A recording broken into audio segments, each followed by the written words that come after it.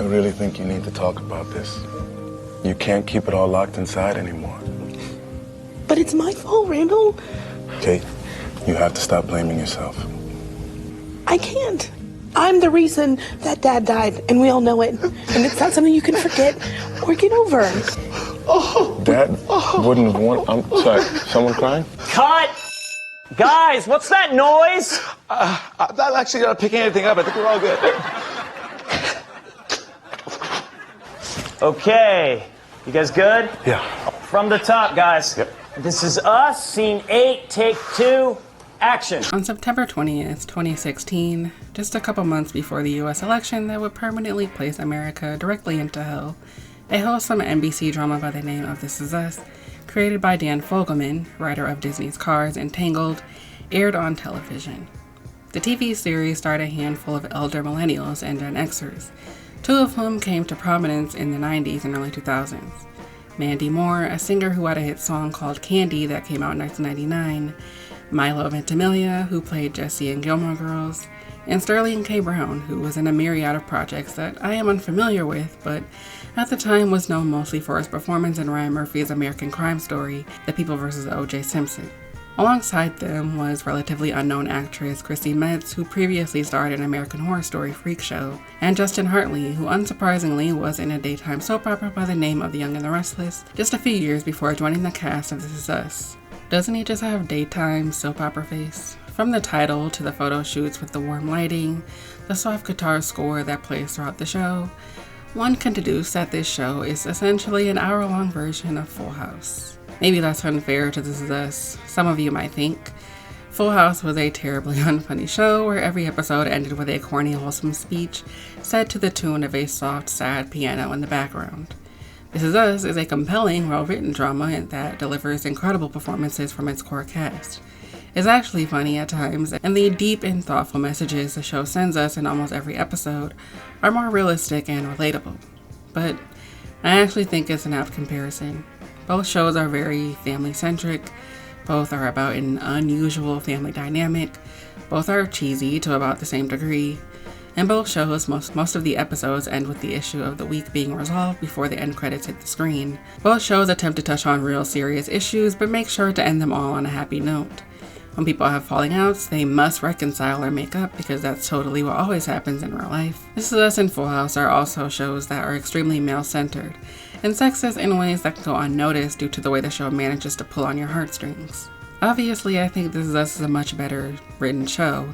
It's also a completely different format and doesn't just consist of a bunch of white people like most shows. I appreciated the fact that This Is Us had a somewhat diverse writer's room, and that the show to a degree seemed to take some care and consideration when writing its black characters. I enjoyed the way it incorporated flashbacks into the episodes, in a way that didn't feel like just a retelling with someone talking over a memory in black and white. I appreciated the show, at least in the first season, for attempting to tackle a very complicated and complex experience like being a black adopted kid in a white family. I liked that it was heavily invested in the men's emotional well-being and mental health, and, well, I love Beth and Randall. Words cannot describe how much I love Beth. Like, I would die for her. I have never seen this actress before I'd watched the show, and watching the first season live, I remember thinking, where did this lady come from? Because she's incredible. Both actors had amazing chemistry, and while I will be complaining a lot later, I enjoyed watching them together for the most part. What I didn't love, however, was the way this show treats its female characters. Shocking observation for me, I know. Beth, Kate, and Rebecca are our main female characters on the show. Of the three, Beth is the most complex. She actually has dimensions, which is something Kate and Rebecca do not really have. The men do, though. The men are much more well-rounded than the female characters. Their lives, their experiences, and their feelings are given more weight, more attention, and affirmation from the writers. This in turn results in a consistent sexist pattern of the women wanting more for themselves or wanting space or boundaries, but being guilted into wanting what the men want. Being shamed for not always showing the utmost gratitude toward their amazing husbands who they should be so lucky to have. There's an episode toward the end of season 3 called R&B where we get backstory on their first encounter, their courtship, and their marriage throughout the years. In one scene, we see Beth at the grocery store where she runs into Randall and his birth father, William. Randall is shocked to see her there and realizes that she was hiding from them, or was trying to. She failed, clearly. Beth expresses in a very tired and strained voice that she just needed 24 hours away from Randall and all of his bullshit. You know, bringing home his birth father to come and live with them without consulting her first, and Kevin, his brother, moving in with them out of nowhere during season 1, again, without consulting her. But Randall puts on his puppy dog eyes. He looks so sad and heartbroken that she felt she needed to run away, and tells her that if she needed alone time, she could have asked, and immediately Beth loudly says, "I have asked."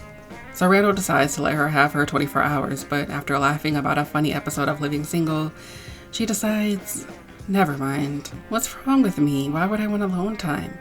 And decides to cancel her plans for some much needed alone time to go home and be with her family instead. This one scene perfectly exemplifies everything that is wrong with this show. Why should Beth feel guilty about wanting alone time from her selfish husband, who constantly makes huge life decisions without her? And why does the show repeat this pattern of minimizing and sometimes outright dismissing the women's feelings, their anger, their justified resentment, and their understandable fears about marriage and children? The show has many characters, all of whom have some compelling aspects to them. Motherhood, like most things, is exalted to the point that our main mother figure, Rebecca, is portrayed almost as this angelic saint who we should perpetually feel sorry for. This can convince the general audience watching this show that it doesn't hate women, actually. It in fact thinks women are amazing. I don't believe the writers of the show outright hate women.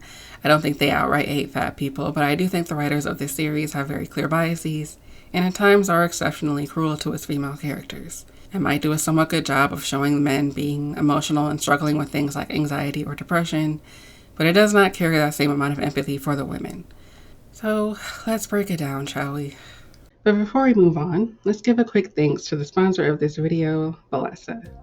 Yes, your girl finally got a sponsor. And what a perfect video for this sponsor to be featured in than in one about one of the most sexless shows centering adults that I've ever seen.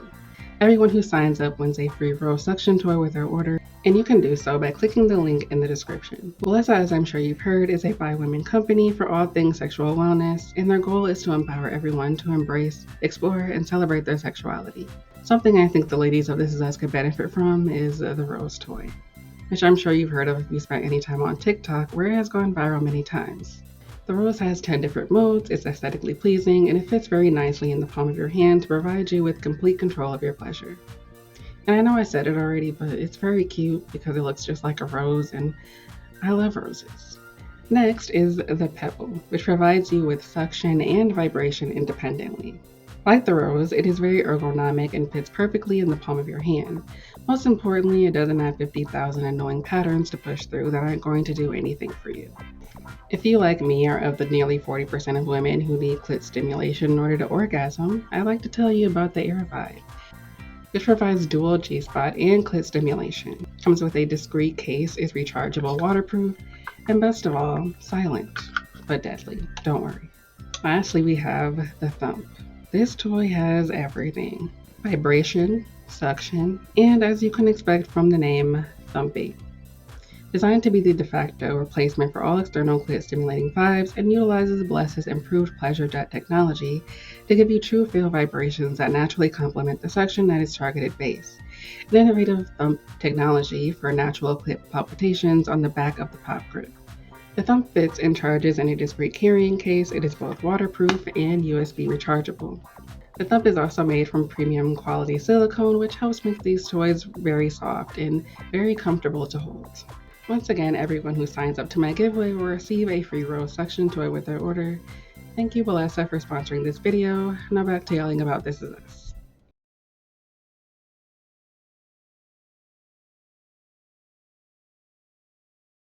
So when I tell you I've been wanting to vent about this show, especially Kate and Toby, since season 1 premiered, I am not exaggerating.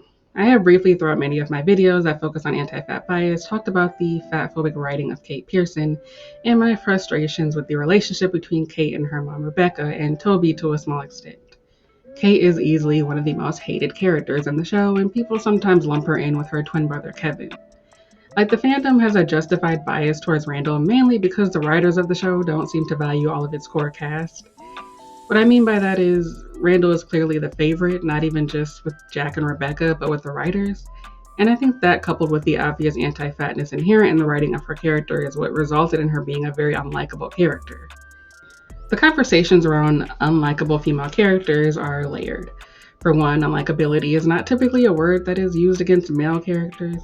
People are generally more accepting and approving of male characters who are terrible and do terrible things. Not so much with women, to the point that female characters who might genuinely suck will suck significantly less than their male counterparts whom everyone loves and defends with their life. Case in point, Barry and Sally from HBO's Barry, Tony and Carmela from The Sopranos, and even Joe and Beck from You. People really think Carmela is just as bad as a serial cheater, a serial murderer, and woman beater because she cheated on Tony once. Mind you, this man don't even wrap it up every time he cheats, which is like every episode, but sure. Carmela is definitely just as terrible as he is.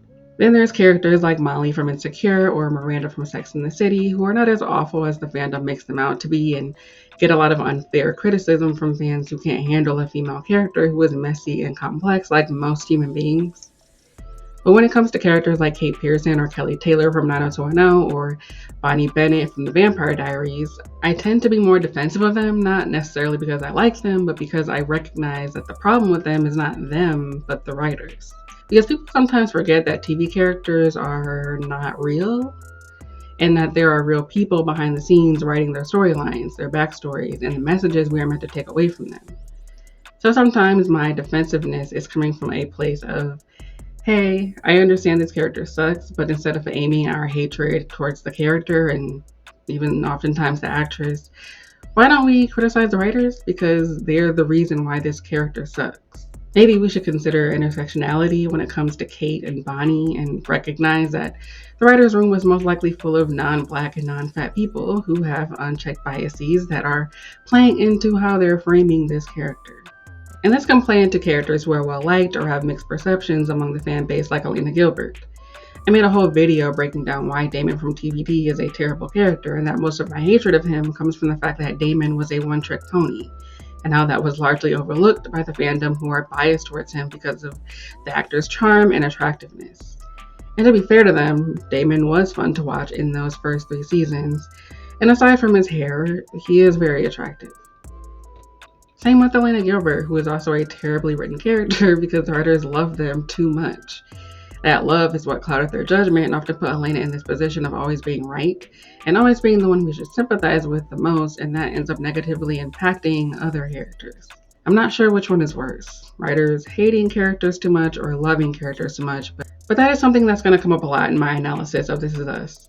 Because this show suffers from the same exact issues, even if the writing is slightly better than TVD and the politics aren't as god-awful. But trust and believe the politics are also kind of weird. For context, This Is Us is one of those mushy nighttime dramas that became really popular in the 80s, I feel like. There was a show called 30-something that I've only seen bits and pieces of, but it seems to have a similar vibe. If you've seen the show Parenthood, which came out on the same network, NBC, it's a similar kind of setup. Both shows center heavily on family, with the parents and the children's stories being treated with a similar level of importance. Both contain characters who are marginalized in some way, like being neurodivergent, person of color, or being fat, and how that plays into their daily lives. And both shows effectively manage to pull out the feels and the tissues. As corny as these shows can be, I am not completely dead inside. I mean, mostly, but not entirely. And this show, as much as it pisses me off, will have me like SpongeBob in that one episode where he cried like a sprinkler. It has a truly great cast. I really like how they got almost an entire cast of Gen Xers and elder millennials, and some who were very famous during the late 90s and late 2000s, people who millennials watching would most likely recognize. They're also playing Gen Xers / millennials, and many of the flashbacks take place during the 80s and 90s. Because the flashbacks feel so natural the way they are written into the episodes, it's actually some of the best parts of the show. I love a period piece, and y'all know I love the 90s and the 80s like a teensy bit, so I always love the flashback episodes, and I really liked when an entire episode was just a flashback. I enjoyed seeing how each character was represented in different eras, and while the characters have their issues, I still enjoyed watching their scenes together just because of the performances. And the show can at times be pretty funny. What I don't like about the show is the way it abuses cliffhangers and plot twists. The first season of the show I realized was kind of the only great season. It starts off with us meeting our 2 main leads, Jack and Rebecca, who will serve as the heart of the show, one more than the other. You'll have to guess which one, but don't worry, it's not a tough one. The pilot starts with a quote telling us that everyone shares a birthday with at least 18 million people, and that there isn't any evidence that people who share a birthday are linked in any way, and Wikipedia has yet to give us answers. This transitions us into the title sequence and then fades into a naked Jack getting ready to see his wife perform a sexy birthday dance for him. Only problem is she's very pregnant with 3 babies and is disgusted with her body and doesn't want to be naked. We meet Kate, a fat woman who begins going to a Weight Watchers-like support group for fat people trying to lose weight. Randall, a black father and husband, finds his birth father named William, and Kevin, our handsome white fuckboy actor, who wants to be taken more seriously. As Rebecca is in labor, some complications arise, and they sadly lose one of the babies. This obviously devastates both Jack and Rebecca. Jack has a heart-to-heart with their doctor, Dr. K, who gives him advice about taking life's lemons and making them into lemonade. So Jack takes his advice and decides to adopt a random black baby who was also born that day and was dropped off at a fire station and brought there by a nice white fireman. No red flags there, not at all. Both of them leaving the hospital with 3 babies as they intended is supposed to be the lemonade, because the end of the pilot reveals to us that the Jack and Rebecca storyline was taking place in 1980, and the 3 babies they take home are in fact Kate, Kevin, and Randall. Pretty good twist, not gonna lie. We're going to be focusing on the first 3 seasons because I got to season 4, and as soon as Toby complained to Rebecca that Kate was eating a lot, I was like, yeah, I gotta take a break from this fucking show. It was pissing me off so much I had to put my binge on hiatus. I was reminded of why I stopped watching this initially when it first came out. If I wasn't a YouTuber, I would have just stopped here, but I will be covering those seasons as well. I was just so pissed that I had to vent and get some things off my chest, so let's start with everyone's favorite, Kate Pearson.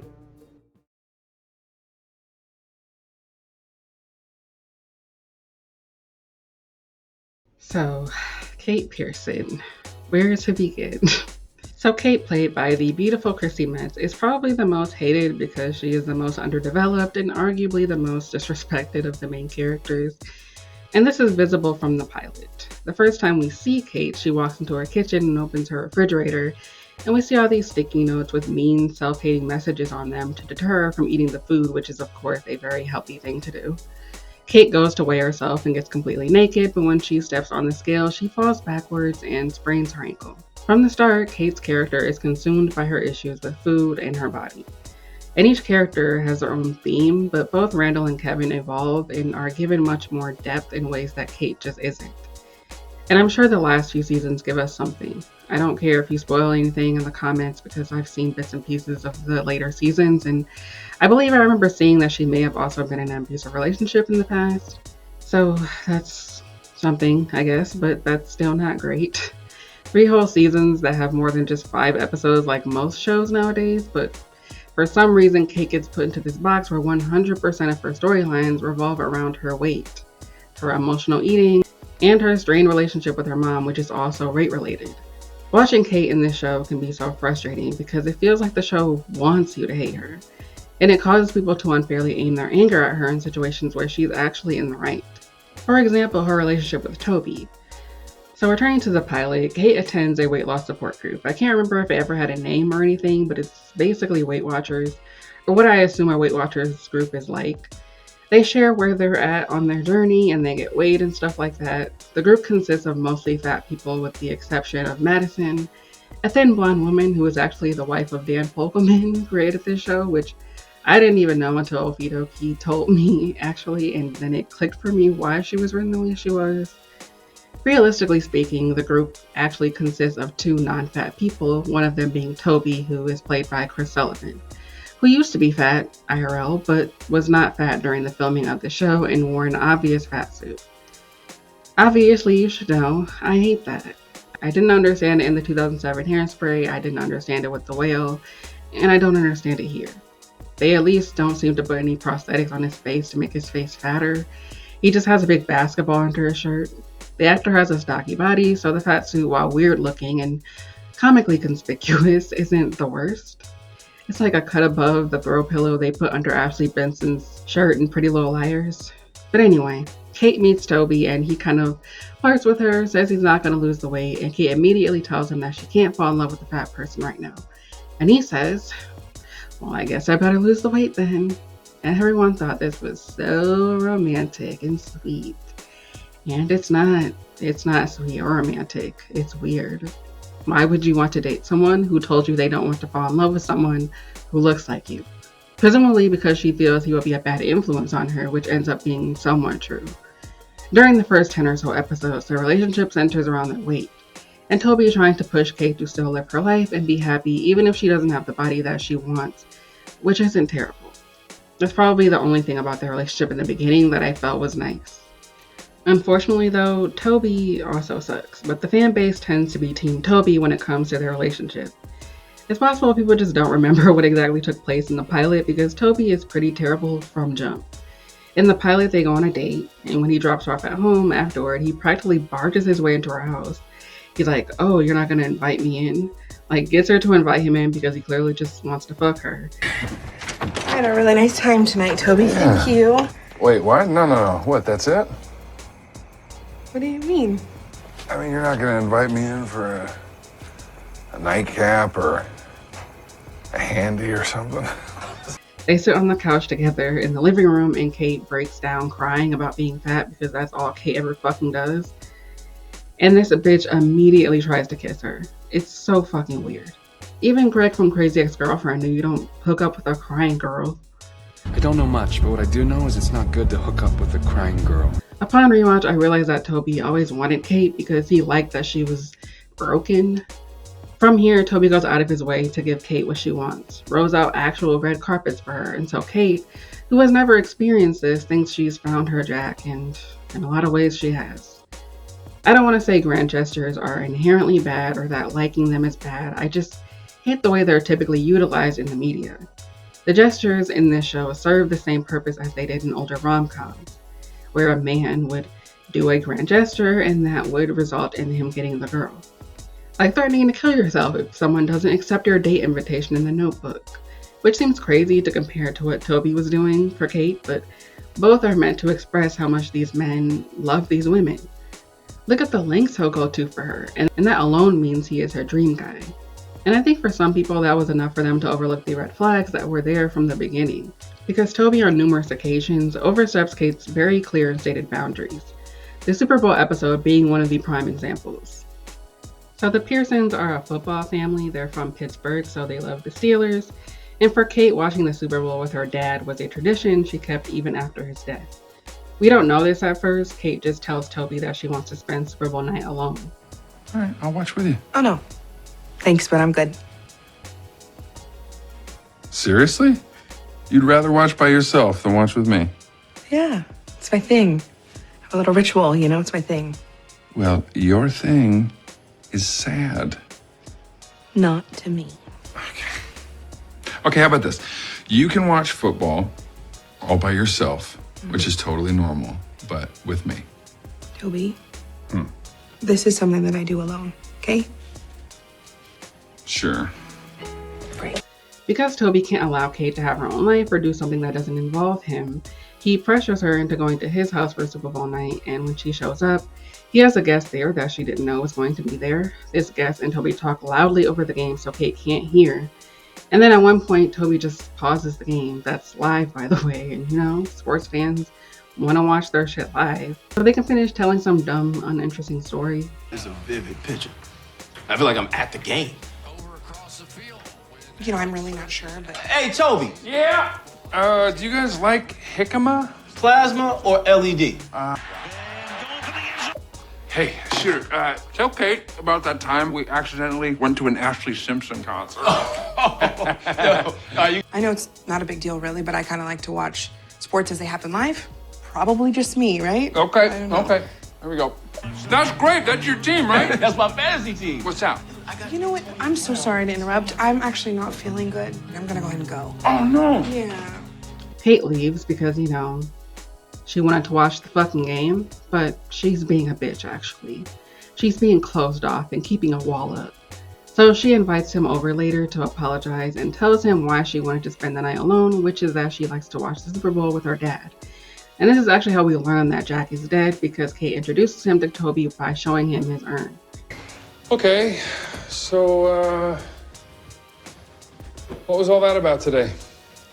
I told you I wanted to watch the game by myself. Then why did you agree to come over?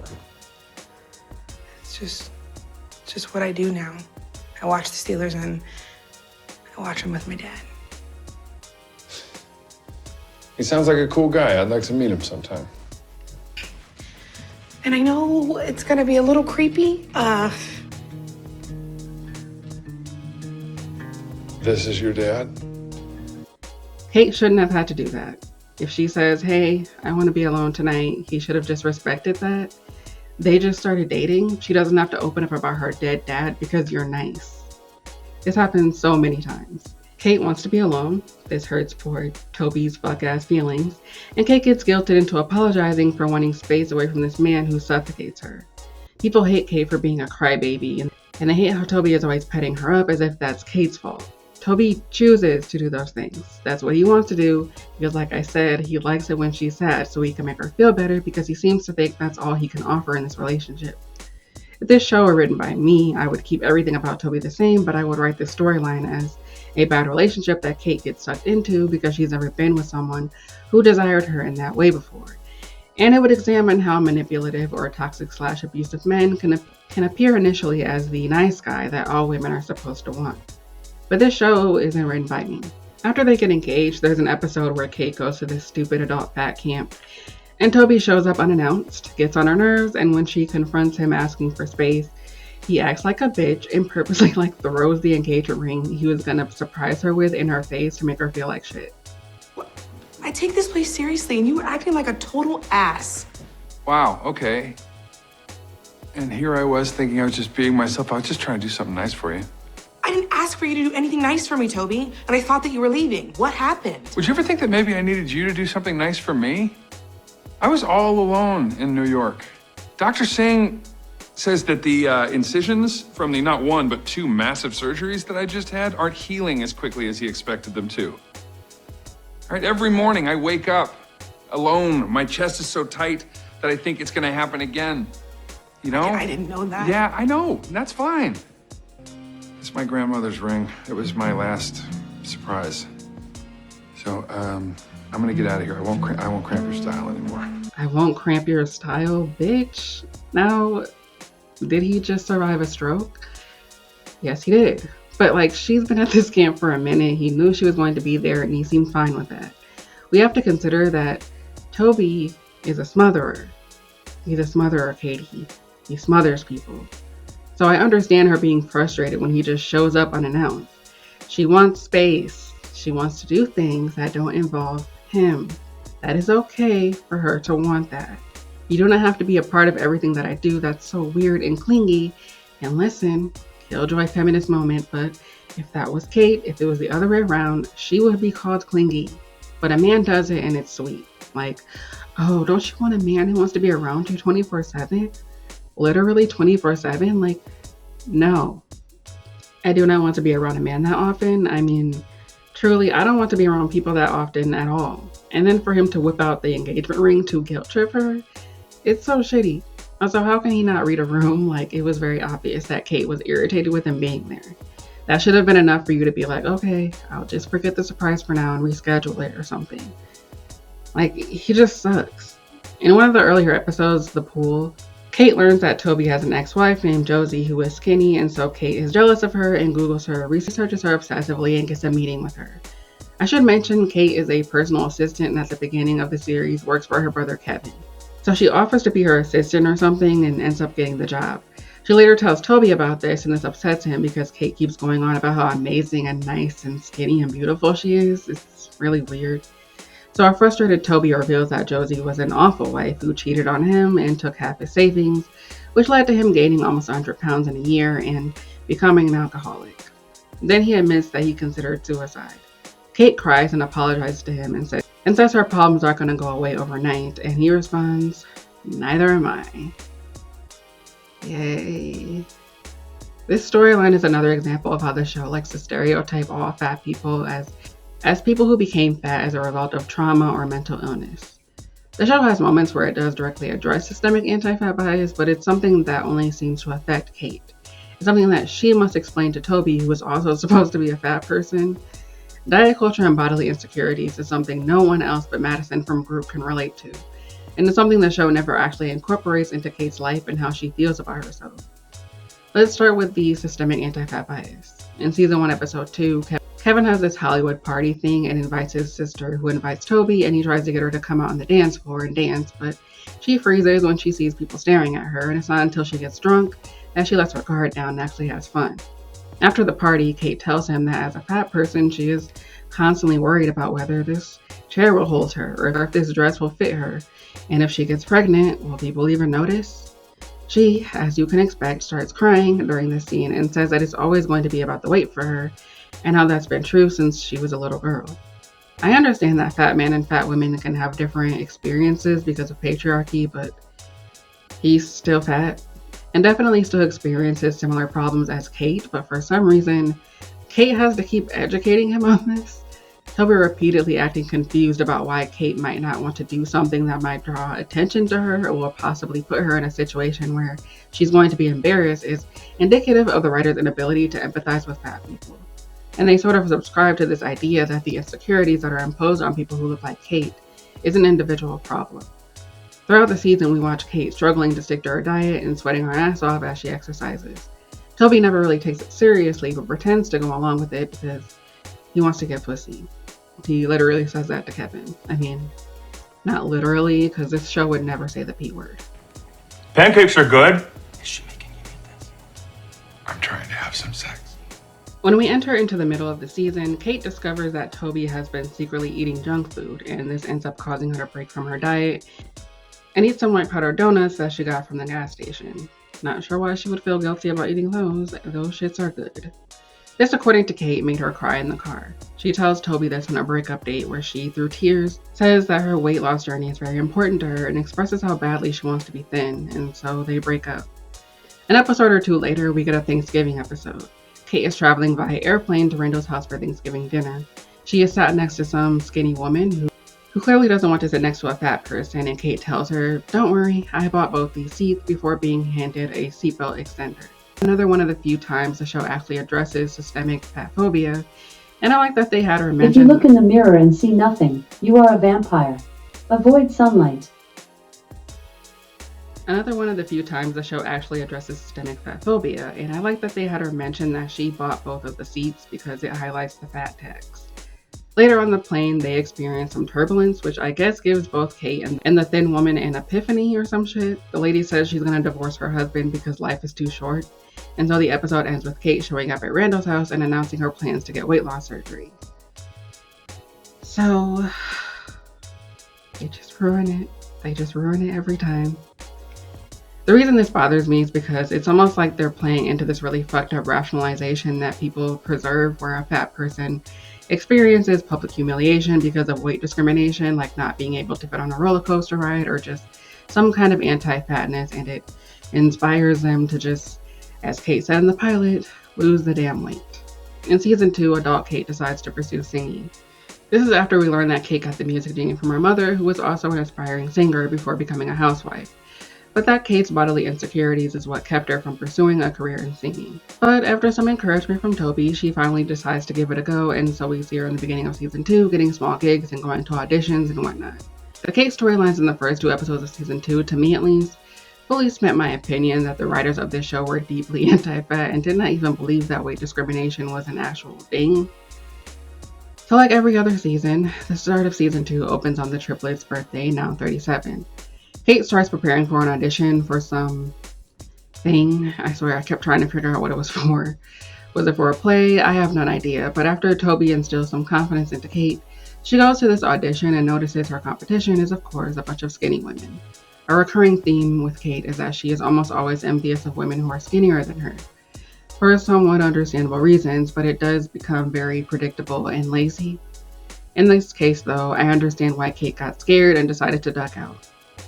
I remember a similar scene playing out in season 1 of Barry with the Sally character. She goes to this audition and notices all the women have like big boobs or whatever, and she feels self-conscious. It's such an eye roll because Sally, girl, you are a thin blonde white woman. You are not experiencing lookism because you don't have titties. Give me a fucking break. Itty bitties are all over Hollywood. Like, what are we talking about? And side note, that's why that Sydney Sweeney Hooters SNL sketch is so dumb, because it plays into this outdated 90s logic of like, no one wants flat-chested women, when that's not true. Have you seen pornography? If I was Kate's size and all the women auditioning next to me were like a size 0, I would absolutely feel self-conscious. Not that she should, it's just much more empathetic than Sally in that particular moment. Afterwards, she informs Toby and Kevin, who are fighting over who gets to be the number one person in her life. Because Kate and Kevin have like a twin bond that Toby has been jealous of since season 1. Which I will say, I was kind of on Toby's side in this episode, especially when Kate had an entirely different outfit on for the audition that Toby told her she looked great in, only for Kevin's fatphobic ass to come in and insist that it looked like she was trying too hard, and so she immediately changes.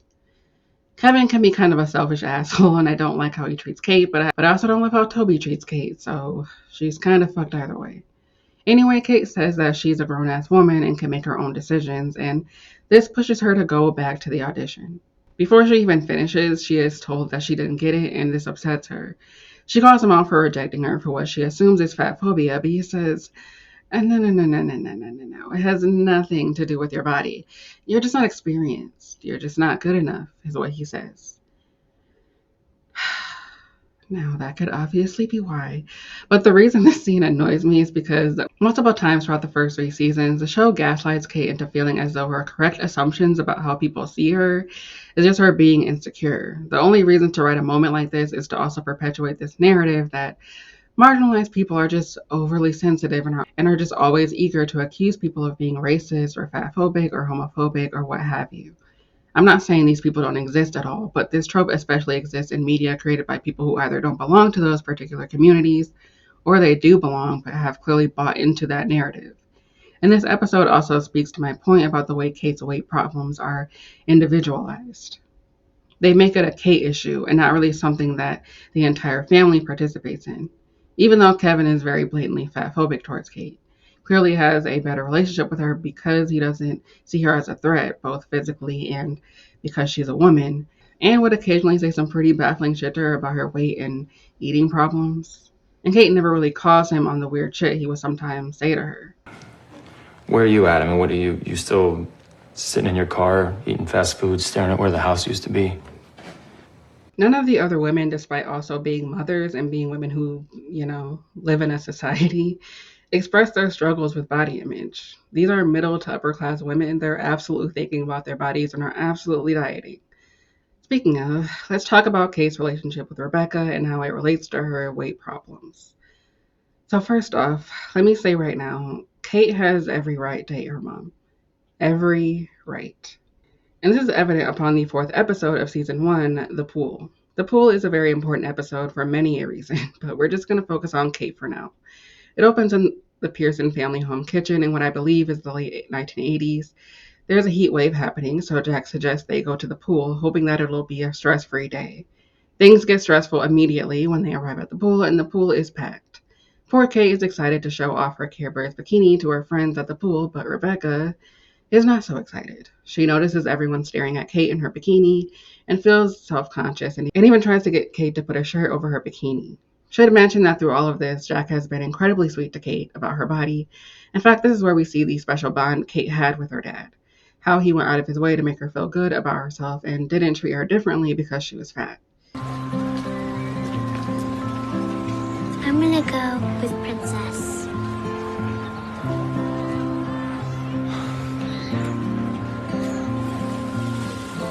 I want you to know your daddy already sees you that way, without the shirt, okay? You don't need it. Thanks, Daddy, but I'm gonna wear it anyway. When Kate tries to play with her thinner friends, they leave her a note saying that they don't want to play with her because she's fat, and that she embarrasses them. And next to it is a drawing of a pig's face. If that was me, I probably would have just dove headfirst into the pool and stayed under until I died. Kate does not do that though, which is good. Rebecca and Jack see that Kate's excitement has completely morphed into somberness, and when they find the note her friends left for her, they realize why. Both Jack and Rebecca react quite differently to this. Jack is instantly angry and wants to find the kids who wrote it, and Rebecca is sort of like, well, I told you so. She's angry that they didn't just cover her up to begin with and outright says that this happened because she didn't wear the shirt. So in a way, she is blaming Kate, herself, and Jack for her friends fat-shaming her and excluding her. So recently I discussed the Lifetime movie Queen Size about a fat teenage girl named Mackie who runs for homecoming queen after being nominated as a cruel joke by her bullies. She has a difficult relationship with her mom, not unlike Kate and Rebecca's. A problem that the mother must overcome is this compulsion she has to quote-unquote protect her daughter by discouraging her from running so that she won't face more bullying, or encouraging her to lose weight so that she'll feel better about herself. This is reminiscent of what we see from Rebecca. She isn't outright fat shaming towards Kate. She's just concerned about how she will be treated as a result of being fat. At least that's how they would probably describe what they're doing. I think that's part of it, and that compulsion is understandable, but I also think fat phobia, social pressure, and mothers being deemed as unfit for not being able to control their kids' body size is also a part of it. Something a lot of people don't know is that kids get taken from their parents, very famously in the UK, if they can't get their kids to lose weight. It's really sad and really fucked up. I say this because I want to acknowledge that while I think parents in general should be condemned and criticized for fat shaming their children, or just fixating on their bodies, period, this is one of those things where, while I think people, especially Kate, have a right to be resentful towards Rebecca, we should also keep in mind that we live in a society.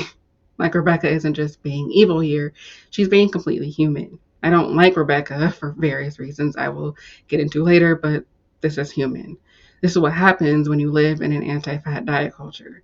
A patriarchal capitalist society that puts immense pressure on women to look a certain way even when they're pregnant. With that said, let's briefly talk about the 12th episode of Season 1, The Big Day. Once again, a lot going on in this episode, but we're just going to focus on this specific part for now. For a quick summary, the episode is solely centered on the day the triplets were born, basically showing us the events that took place before we first met Jack and Rebecca in the pilot. The episode begins with us seeing Rebecca's attitude around her pregnancy changing as the months went along. She goes from being in love with being pregnant to being absolutely miserable.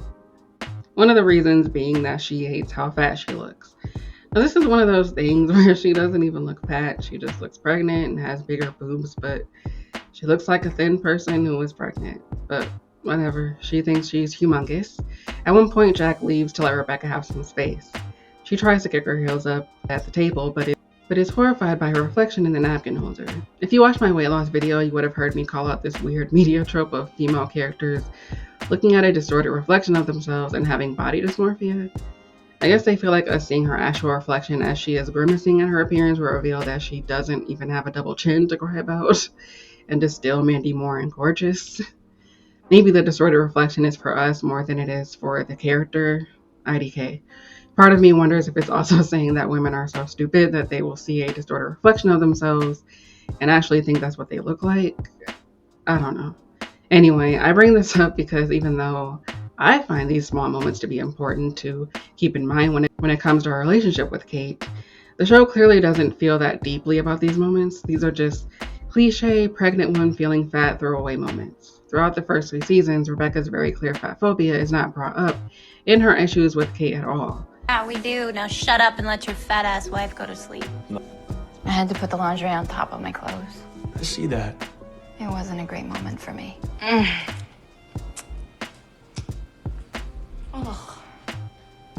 I'm a monster.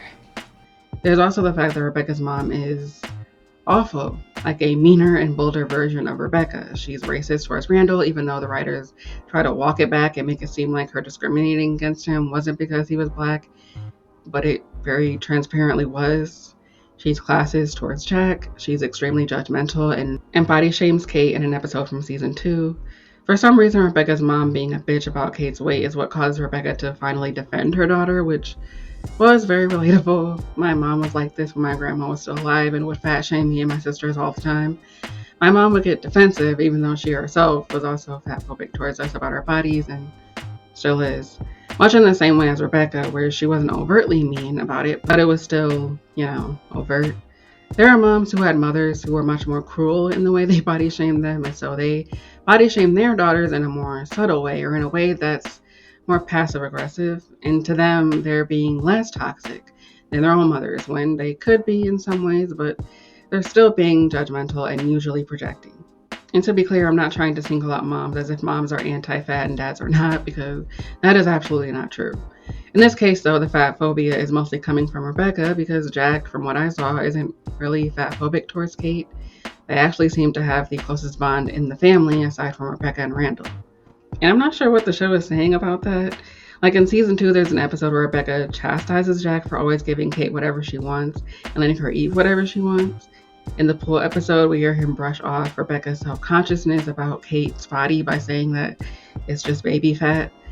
So you could call it a reach, but it feels like because we see Kate is still fat in adulthood, that the show is insinuating that Jack's coddling of Kate is part of what led to her having quote-unquote problems with her weight, which is annoying because Jack was in fact right. We don't learn that Kate had any health concerns or anything, and fixating on a child's weight almost always leads to those kids growing up to have eating disorders and negative self-image. Kids are literally growing every day, their bodies are constantly changing, and all this ends up doing is giving kids a body complex at an age where kids tend to be pretty confident or at least not super self-conscious about how they look. That's why the pool episode is so sad to me. You see Kate excited about wearing this bikini, not realizing that the world is going to have some not so kind thoughts about that. After she sees that letter, Jack tries to pet her up and offers her his shirt while reminding her that he thinks she's beautiful without the shirt on, which was really sweet. And I have issues with Jack too. He was not necessarily a much better parent than Rebecca, but he was a better parent to Kate. He just was. Lastly, for our Kate section, I want to list some examples of the ways the writers were just straight up unfair to Kate in the first half of the series. The writers do this thing where they write her relationship with Toby as mostly being a vehicle to improve Kate's confidence, but then they have Toby get mad at her for a problem they created. For example, the season 2 finale when Toby and Kate get married. Towards the middle of season 1, during a Christmas party at Randall's house, Toby shows up and apologizes to Kate and they get back together and have makeup sex. Then Toby suffers what we believe is a heart attack or a stroke, but turns out to be something less serious. And while in the hospital, he proposes to Kate and she says yes. If you remember that one episode of The Fresh Prince of Bel-Air where Will proposed to Nia Long after he got shot, this is that.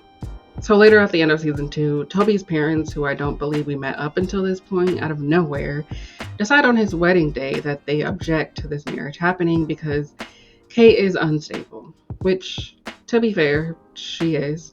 But the way this whole scene plays out says a lot about the writers and a lot about the fandom that agreed with the parents in this moment. You barely know her. Well, it feels like you are constantly bending over backwards to calm her. Okay, yeah, it's you guys, it's a wedding. It's supposed to be a little stressful. No, but the way you tiptoe around to keep from setting her off, it's just not normal, honey. And it feels to us like she might be a little unstable. Wow, unstable. Do you remember when she broke up with you for no reason and you had to fly across the country to change her mind? Okay, that wasn't for no reason. Okay? People hate Kate so much that they didn't even point out how incredibly rude and inappropriate it was for his parents to do this on one of the scariest days of some people's lives. First off, they say she's unstable and that he has to pet her up all the time. That isn't untrue, but that is how the writers chose to write that relationship. And that is also how Toby sees their relationship, him being a fixer, so that's his choice. There's so many small moments with Kate where she's upset or freaking out about something and tells her brothers not to tell Toby because then he's going to start smothering her. And she is correct. We're going to call Toby. It's a quick phone call. Yeah. Quick fix. Do not tell him that I'm freaking out. Who's freaking out? No. What do you mean? I do not want him to worry about me. It's a quick phone call. Yeah. Hey, it sounds like it's just a shirt, right? Yeah, well, it's not just a shirt, Ma. Also, it's her wedding day, so her freaking out about something small makes sense. It's called wedding day jitters. Ever heard of it? Second, his mom tells him, remember last year when she dumped you for no reason? And points to that as another sign of her unstableness. But that's such an oversimplification of what took place. Unless Toby told them that she dumped him for no reason, saying that about their breakup is really dumb and doesn't line up with the actual events of the series. Pretty positive she gave him a reason when she broke up with him. She didn't just say, hey, it's over, nice knowing ya. She laid out exactly why she was breaking up with him, and she was upset because she didn't want to. Breaking up with precious Toby is not why she's unstable. I'd argue that was actually her being stable for once. What's funny though is that after this, his mom recounts a time when he got so depressed that he was curled up under the covers like a little boy when he was supposed to be at work after a tumultuous end to a long-term relationship. Almost her exact words. It sounds, correct me if I'm wrong, but it sounds like Toby is also unstable. What do you know? Why are we acting like Kate is the unstable one of this relationship? Just because Kate is admittedly less fun to be around and is more open about the fact that she has a lot of problems doesn't mean Toby is any better than she is in the mental health department.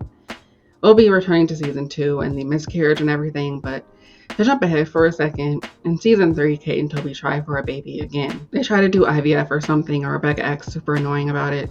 And Toby, who we learned earlier has struggled with depression in the past, decides to stop taking his antidepressants because he realized they might have been lowering his sperm count. He doesn't tell Kate about this. In fact, she advises against it, if I recall, and of course, he ends up getting really depressed. And the way this was framed by fans is like, now Kate will have to support him as if Toby didn't literally do this to himself.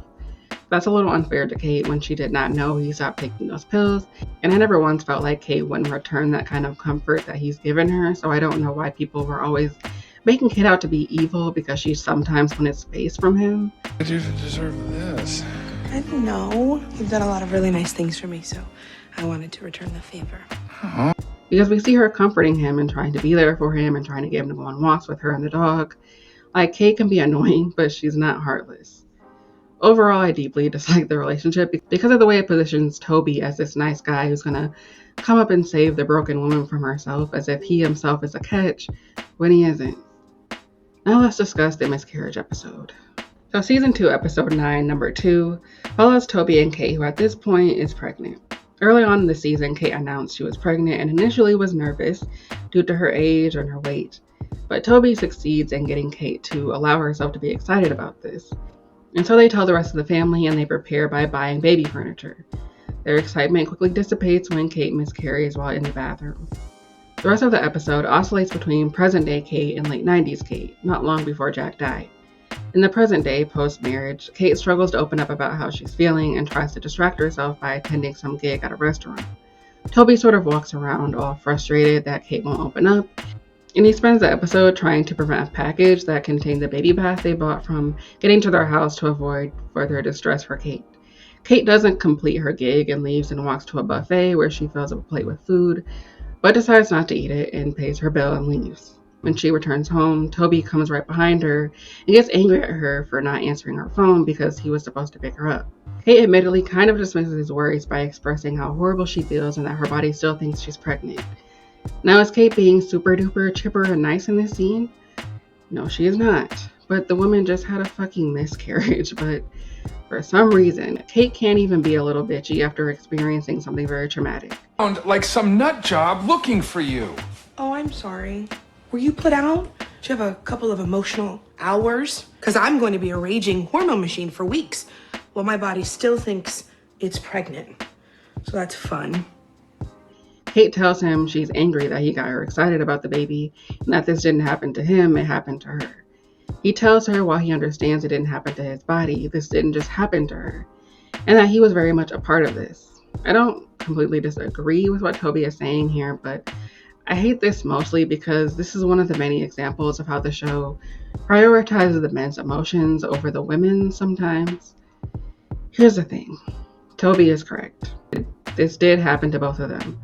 But when you consider the misogynistic, anti-fat society that we live in, something the show never really does, it actually does make sense why Kate said what she said in this scene.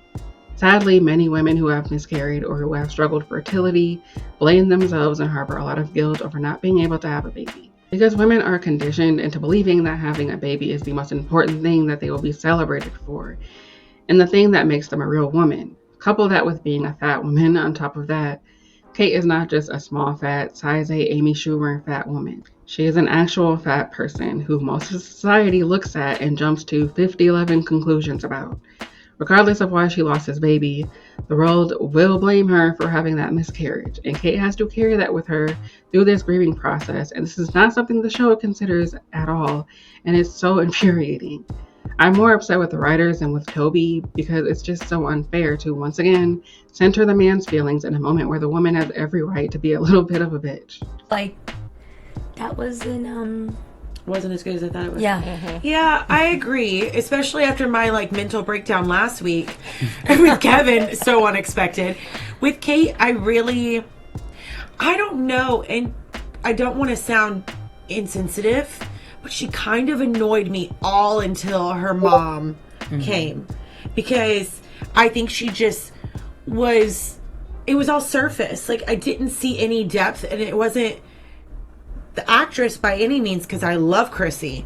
I think it was just the character in general didn't have, she wasn't allowing anybody to get in. I don't even think she was dealing with her own feelings. It was just kind of void, and I was left wanting more. Yeah. It's so weird. What was Kate doing that irritated you so badly?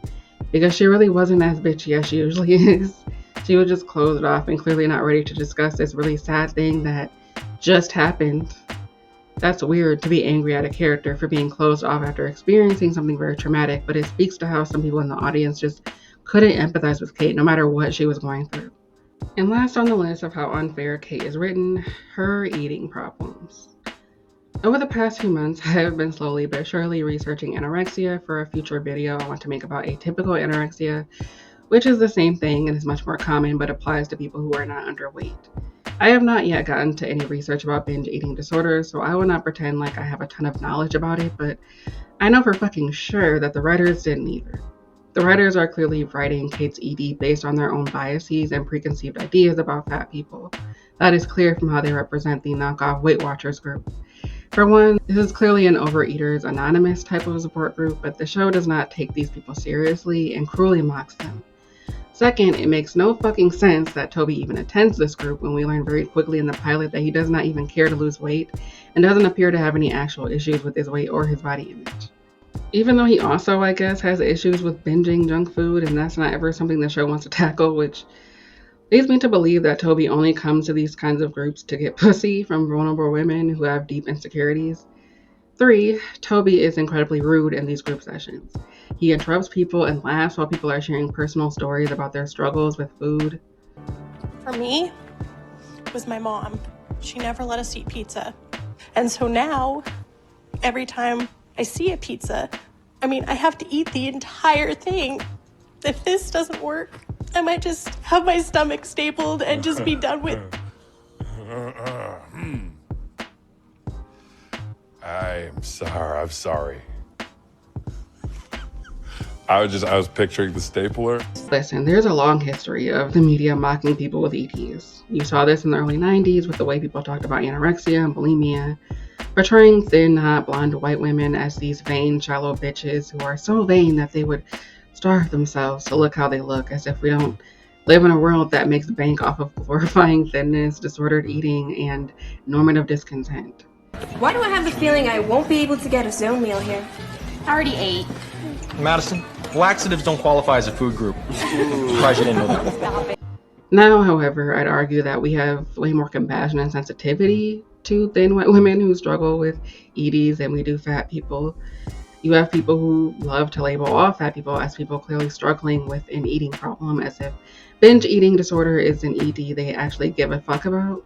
Binge eating disorder and just the act of binge eating in general has always been mocked and played for laughs in TV shows and movies. No, wait, it's not what you think. This is a big misunderstanding. You've got to believe me. Listen, I am telling you, you better listen to me, SpongeBob. You like Krabby Patties, don't you, Squidward? Yes! Yes! I admit it, SpongeBob! I love Krabby Patties! I knew it all along, Squidward. No one can resist a Krabby Patty. Especially among female characters, and that is clear as day in the show that is pretending to sympathize with fat people. Now that I'm thinking about it, they aren't even super sympathetic to thin white women who have EDs, because they also kind of mock Madison's body dysmorphia.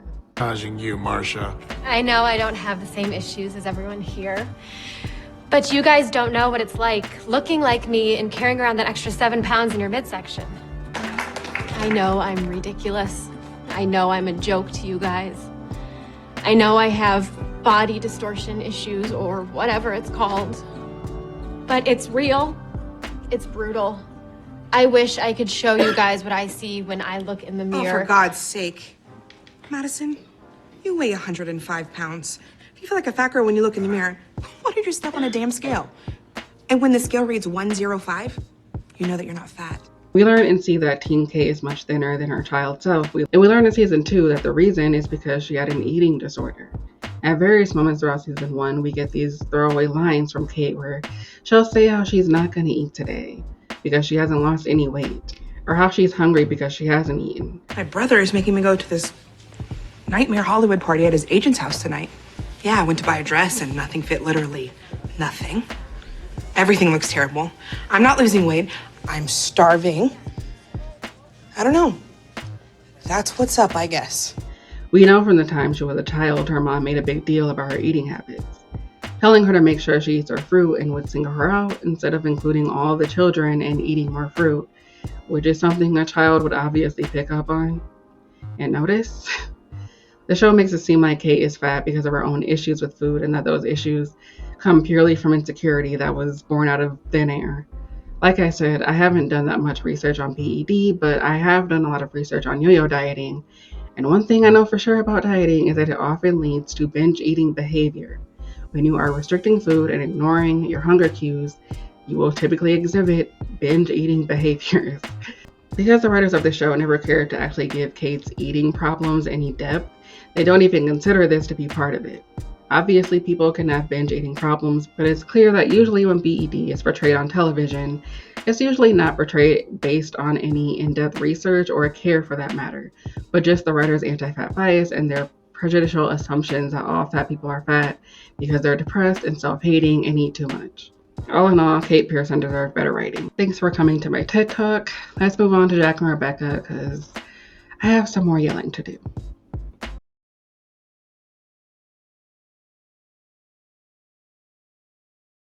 One of the other big conflicts in Kate and Toby's relationship is Kate's inability to talk about her father, Jack, the parent she was closest to. In the second to last episode of season 1, Kate reveals to Toby and to the audience that she played a hand in her father's death, or she at least believes she did. We will return to the season 1 finale later on in this section, but for now, I'll just say the house caught on fire via an old crock pot, if you can believe it. Everyone managed to get out except Kate's dog, and so Jack ran back inside to get her dog, along with some photo albums and a tape he took of Kate earlier that day, which resulted in him later dying of a heart attack due to smoke inhalation. Because of this, Kate blames herself for her dad's death, and weirdly the audience kind of did as well, even though the show, for fucking once, sides with Kate when Rebecca tells her after the funeral that Jack was a grown-ass man and he made the decision to go back inside. People feel like because Kate was crying for her dog, as you know, the fucking house was burning down, means it's her fault that Jack went back into a burning house. I'm pretty sure many of the people watching the show at the time had dogs that they would also cry and weep for if their home was burning down and their dog was still inside. Like, what the fuck are we talking about right now? So I know they only had Kate blame herself so they could have a cliffhanger, but in retrospect, it actually doesn't make any sense why Kate would spend 20 years blaming herself for that. Like, that's dumb. Anyway, Jack's death did not improve her relationship with Kate. It worsened. And this is when Kate begins quote-unquote eating her feelings and gaining weight. So now we have 2 actors in this show wearing stupid fat suits. I will say though, the actress who plays Teen Kate, great casting there. She looks just like her. In episode 2 of season 1, we learned that Jack had a drinking problem when the big 3 were like, I don't know, 8 to 9 years old, I forget. But they were preteens at the time. This is where we meet Miguel, Jack's lifelong best friend, who encourages him to get his shit together because he has a great wife. And the episode ends in present day at Randall's house with his daughters answering the door for Grandma and Grandpa, except Grandpa is Miguel. Again, good plot twist. This is when the plot twists were good and not annoying and stupid. So because Rebecca is the surviving parent and she is now in a relationship with Miguel, she tends to get the brunt of the criticism when it comes to how the big 3 are raised, even though Jack was just as problematic as she was. But that said, that doesn't excuse any of the fuck shit Rebecca does. The show might excuse it, but I do not. This is also where we will start to get into how the writers treat their female characters versus the male characters. Because even though I will be spending part of this section dragging Rebecca to hell and back, I am also going to call out the writers for the sexist ways it treats Rebecca's character. How she is pretty one-dimensional at times, and how even though a Rice Jack is a layered, complex man, it isn't willing to allow Rebecca to be a complicated mother who might actually have to apologize to her kids for some of her fuck-ups. The show doesn't allow for the other characters to be rightfully angry at her when she does something unforgivably wrong, like, not telling her own adopted son that she knew his birth father the entire fucking time, lying to his face constantly as he was growing up whenever he'd ask about his birth parents, and literally pulling some white woman's tears bullshit on Randall to make him forgive her in the season 1 finale. Obviously, fandoms can have varied opinions on the characters and the writing. I've made a few community posts talking about This Is Us, and even those of you who left comments all have varying opinions on how you felt about the show and its characters. But when I was on Twitter during the airing of the show, people tended to be more Team Jack than anything, but very Team Jack and Rebecca, and just the male characters, period. And what sucks is that the writers are also very Team Jack and Team Rebecca when it comes to the kids. Because when it comes to her and Jack, they side with Jack almost every time. After they get pregnant and have the triplets and adopt Randall, it is revealed that Rebecca did in fact meet Randall's birth father, William. William and Laurel, his birth mother at the time, were poor and addicted to heroin, and Laurel ended up dying in childbirth. And this is when William decided to drop him off at the fire station, which the show does acknowledge was very cliche. As Rebecca and Jack prepare to leave the hospital after the babies are born, Rebecca sees William from a distance and correctly assumes he must be the birth father, and later tracks him down without Jack. They meet and he informs Rebecca that Randall didn't come from this being his rundown apartment, and that he came from love. I'd also like to praise the actor playing young William in this scene. The way he described Randall's birth mother in this scene was very moving. He also perfectly embodies older William's mannerisms and speech. William asked Rebecca if it would be okay if he came to visit him every once in a while, and Rebecca immediately says no. Then she opens up about how she can't get him to take to her breast during breastfeeding, and he advises her to give him his own name because they were initially just going to give him the name of the baby that didn't survive, which was Kyle. He ends up giving her a copy of a poetry book by Dudley Randall, a black poet he really admired. What's important to remember here is that Jack does not know that Rebecca did this and never finds out. He never learns that Rebecca met their son's birth father. Okay. So fast forward about 36 years later when Randall finds him and brings him home to come and stay with them being him, his beautiful wife Beth, and their 2 adorable daughters, Tess and Annie. After we learn that Rebecca is now in a relationship with Miguel, Rebecca meets William and they both pretend like they don't know each other. They talk privately, and Rebecca is very unkind to William and is angry at him, even though it was Randall who found him, not the other way around. She tells him if Randall found out that she kept him from Randall for all these years, it would break him, making this William's responsibility. It is so frustrating how the writers don't seem to want to acknowledge how incredibly classist and racist Rebecca is in this storyline. For one, I really want to discuss this more in depth in a separate video, but this media trope of poor homeless parents being demonized for unintentionally putting their newborns in dangerous situations because, they're fucking poor and or have some kind of drug addiction, only for some nice rich white family to come in and adopt their baby is something I have been wanting to scream about for the longest. It happens here to a less egregious extent. It happened in Losing Isaiah with Halle Berry and Jessica Lange. It happened in Little Fires Everywhere. Little Fires Everywhere does at least empathize with the mother in that situation, and Losing Isaiah does too, a little bit, but there's still a lot of white savior shit happening there, and in This Is Us. The show tries to excuse what Rebecca did by using the fact that she lost a baby during childbirth as the reason. She just didn't want to lose another baby. Sure, Susan. As much as I cannot imagine how horrible it would be to lose a baby in childbirth, and as much as I empathize with her, the show is using that as a way to make the audience feel worse for Rebecca than for Randall or even William for that matter. Yes, did William leave Randall at a fire station? Yes. But he also stood by to see if someone was going to come and get him and left when he saw someone did. He also came back, as I just said, to the hospital because he clearly was worried about him. William was extremely poor and addicted to heroin. He was not in any place to be able to take care of a baby. Of course he would do something like this. So Randall showing up on his doorstep being like, look at me, I'm rich. Look at my expensive car that I paid for in cash. And thanks to you, I grew up with some nice white people is fucking weird. I was raised by 2 incredible parents. I have a lights out family of my own. And That car you see parked out in front of your house cost $143,000, and I bought it for cash. I bought it for cash because I felt like it, and because I can do stuff like that. Yeah.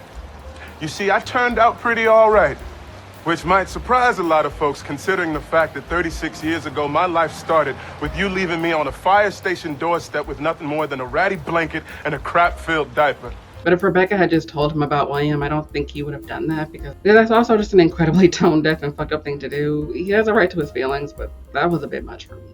Rebecca had poor Randall thinking his dad just like abandoned his ass somewhere and said fuck him when that's not totally what happened. And he did want to have a relationship with him. If our society wasn't so obsessed with demonizing people who give up their babies for adoption in some way or another, we possibly could have gotten a less frustrating narrative here. Because frankly, Rebecca being racist and that being part of why she did this would have been fine. But the writers pretend like they really want to go there and never actually do. For example, returning to the pool episode, we get a separate plot line with Randall where Rebecca finds him hanging out with some other black kids and is upset because she didn't know where he was. And one of the black kids' moms calls her and Jack out for not introducing Randall to the other black families. She also informs her that she needs to take Randall to a black barber because his hair is looking a hot ass mess. So this is the writers patting themselves on the back for introducing such a complicated and racially tense topic into their show, but they do nothing else with this. The black mom, who was actually, fun fact, Sterling K. Brown's real-life wife, befriends him and Jack and their kids hang out and whatnot, but they don't appear to become that close, and we hardly see her anymore after this, aside from like a couple other scenes where she has to educate them about blackness. They introduce this plot line of Jack and Rebecca realizing that Randall is in fact different from the other children, that he is black and doesn't have the same kind of hair as they do, and how they might need to learn a thing or two about black culture while raising a black child in a white-ass neighborhood, only to never actually go that deep, because if they did, then they will reveal to us that Jack and Rebecca aren't perfect, and they can't have that. The idea that Rebecca's racism played a part in why she treated William the way she did is completely tossed out the window. It's not even a consideration. Towards the middle of the season, in the Thanksgiving episode, Randall learns that they knew each other after finding a letter Rebecca sent William during his childhood. Randall breaks down crying and yells at Rebecca for not telling him. And this forms a rift between them, and if you've seen the show, you know this is a very big deal because Rebecca loves Randall. Randall is her baby. She loves him more than she loves her other kids, and Kate and Kevin are very aware of this fact to the point that they even make jokes about it. Throughout season 1, we learn William used to be a musician and grew up in Memphis, Tennessee. His mother moved to Pittsburgh, I think, but got sick with cancer, and so William moved there to help take care of her. During the season, William and Randall end up forming a very strong, loving bond. He grows closer to his grandchildren. We learn that he's bisexual, which I love, and he even has a boyfriend at one point. But something I forgot to mention is that William obviously is very old and has stomach cancer. His days are numbered, and the season ends with William dying after he and Randall visit Memphis, Tennessee. William leaves them instructions on how they should actually celebrate his death and do all the things he enjoyed doing while he was alive. They end up going on a walk because that's what William would do every morning. And this is where Rebecca apologizes to Randall and explains to him why she did what she did. She just couldn't lose him, as if she would have ever lost him. Y'all were a white middle-class family. There's no fucking way you would have lost him to a poor black man with a history of drug addiction who left his baby at a fire station. I mean, I don't know how that shit works for real, but I do know what society I live in, and I just find it hard to believe that that's what would have happened, but y'all can tell me if I'm wrong. She literally white woman's tears her way out of having to sit with the ramifications of her actions. And so Randall forgives her and hugs her because her feelings matter more than his. This woman who lied to him his entire life about his birth father. Randall is like, I got all the time I needed. Really, show? That's what we're doing? The idea being presented here is that Randall should forgive Rebecca, because Rebecca and Jack were such nice whites for adopting his black ass in the first place. And so he must forever be grateful to them, and never be rightfully angry at them ever again. In season 1, episode 9, the episode after Randall finds out, he, Kevin, and Kate go to their family's cabin for a little vacation, when they hear that Rebecca is thinking of selling it. Kevin's co-stars for this play he's doing show up, and one of them brings shrooms, and Randall somehow gets a hold of the shrooms unknowingly and gets high. This then causes him to hallucinate his father, Jack, who tries to get him to forgive his mother, explaining that they gave him everything he could ever want. During this episode, we cut back and forth between the present day and the late 80s, early 90s, where we see a young Randall desperately trying to figure out who his real parents are. Jack thinks it couldn't hurt to try and track them down, but Rebecca is afraid of losing her son. There's a moment where she's like, what if they're drug addicts? What if they're criminals? As if her husband isn't a recovering alcoholic, but okay, go off, Rebecca. This episode also reveals that Rebecca actually went and visited William twice. When she does the second time, he tells her that he's been clean for 5 years and has been attending Narcotics Anonymous. She informs him that Randall wants to know who his birth parents are and that's why she's there, but then for some reason when William gets excited about this and says Randall is welcome to stay at his apartment sometimes, she up and leaves without him noticing. Back in present day, Jack tells Randall that they made sure he had black influences or something. Everything he says is just a subtle way of telling him that he should just be grateful to them and doesn't have a right to be angry at his mom. It's really not okay. That's why earlier I said that while they do this to an egregious extent with Kate, they do all the kids like this. Kevin, Kate, and Randall are constantly shamed and or guilted out of being justifiably resentful towards Rebecca. And the thing is, a story about white parents adopting a black child could have been way more interesting than what we got. They talk about racism with Randall a little bit, and like I said, they try to get advice from their only black friend, aka the black lady from the pool. I can't remember her name, I'm sorry. But the shows act like they did enough for Randall to be in touch with his black roots, and that him not having a black father had no effect on him and how he sees black people. Sorry, but raising a black child does not eliminate the possibility of you being racist. The running joke in the black community about how you can always tell when a biracial person has a white mom is a running joke for a reason. A lot of black kids, biracial or not, who had white mothers or white parents, do sometimes elicit anti-black sentiments. This Is Us presents this adoption storyline as this weird white liberal colorblind fantasy. What about Rebecca's mom being racist towards him? Somehow this doesn't have an effect on him either. Like, I experienced a lot of racism from teachers and kids my own age when I was growing up. And while at the time I couldn't put a name to what I was experiencing, it still made me feel horrible, and it's still something that sticks with me to this day. In the show, Rebecca's mom deliberately disregards Randall's existence and is always referring to their kids as the twins, as in Kate and Kevin. Because Rebecca low-key hates her mom anyway, they decide to stop coming to her house for Thanksgiving because she doesn't want to expose her family and especially Randall to her bullshit, which I commend. That's one of the few things she does right, but they fucking ruin it in season 2, episode 4. Rebecca's mom shows up as the kids have been hit with chickenpox, and Rebecca grows tired of her mom dropping racist dog whistles when talking about Randall, and calls her out for being racist. Another time, she did something right. But then the next day, in classic This Is Us fashion, they walk it back. And the way they walk it back is actually pretty horrible. It is so obvious that she's being racist, but she tries to tell Rebecca that no, it's not because he's black, it's because, this is all just foreign to me. It's not because he's black. Or I don't know if it's adoption or it's just all of it. It just all feels really foreign to me, I guess. I swear, Rebecca, I swear I try. That's bad writing. What do you mean it's just foreign to you? Why is it foreign to you? Is it because he's black? Like, what the fuck are we talking about here? Anyway, going back to the pool episode, again, young Kevin's plotline revolves around him being deeply jealous of the attention Jack and Rebecca give to Kate and Randall. Well, actually, to Randall, let's be real. He even tries to drown himself in the pool later and gets mad at them for not noticing. So, the Kevin stuff is very complex. Because like with Rebecca, I will be dragging Kevin down and back as well, but I'm also going to defend him because I do still feel bad for him. For one, like with Rebecca again, Kevin's obvious racism towards Randall is not commented on or addressed, and the writers constantly try to paint their conflict as solely a result of just jealousy, when it clearly fucking isn't. Especially when Kevin says shit like this, when he got replaced by a black man on the Manny after quitting during a live taping. That's great. Replaced by another black man. What the hell did you just say? No, replaced by another black man. Hey, you tell me what that means. Don't worry about it, Randall. No, please, Kim, let's hear it, right? What are you harboring? Because God knows I would really love to hear this. You always got special treatment. Because I'm black? No, because you're black and you're adopted. Oh, yeah. Hit the jackpot with that combination. Couldn't have had it any easier. In our house, you did. With our mother, you did. All right. Okay, here we go.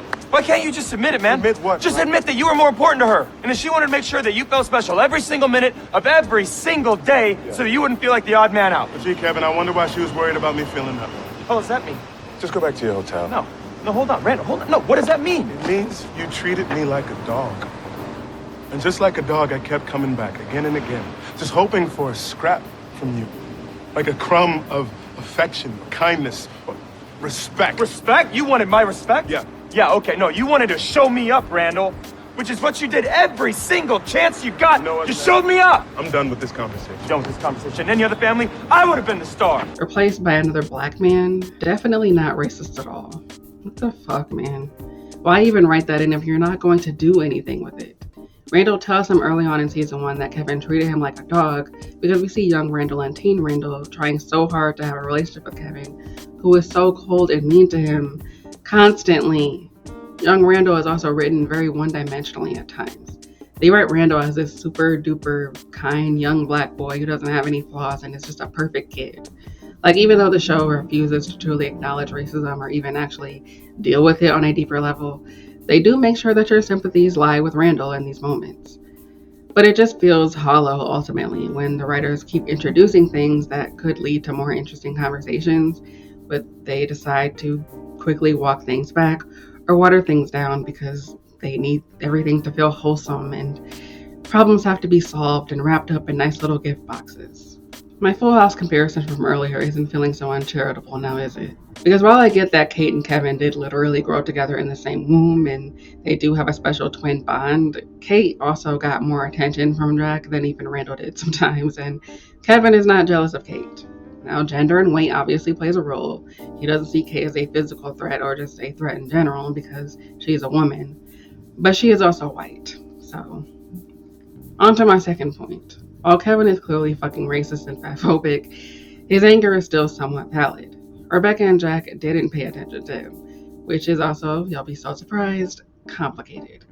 This is where we return to the second episode of season 1 where we first learned about Jack's drinking problem. So I don't want to shame anyone for struggling with alcoholism or anything, and I actually am fine with this being a part of Jack's character, but no one really acknowledges how tough it was for Rebecca during that period.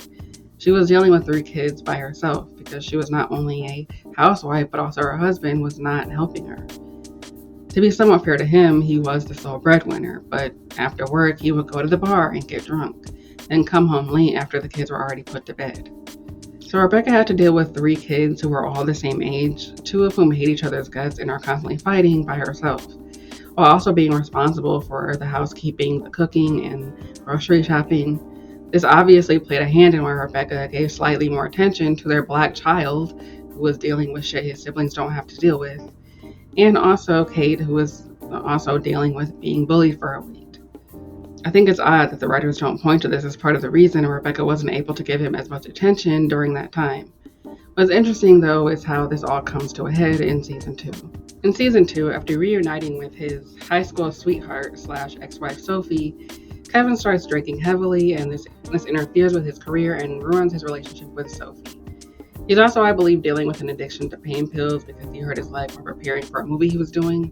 This is, I think, the same leg that was injured during a football game in high school that pretty much ruined his chances at having a football career, which, good. That's a good thing. They would have just gotten brain damage instead.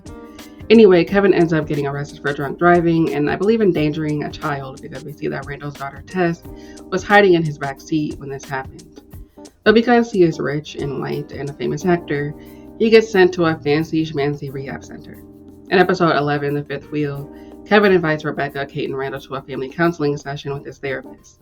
This is where Kevin opens up about always feeling left out and ignored. He correctly points out that Kate had dad and Randall had mom, and how they don't really talk about their dad's drinking problem, which Kate responds to by saying, because he beat it, it was just a blip, which is such an odd thing to say for reasons I'll get into later. During all of this, Randall is just sort of sitting there with his blank look on his face as Rebecca just looks utterly confused. I mean, they're all in confusion, I guess.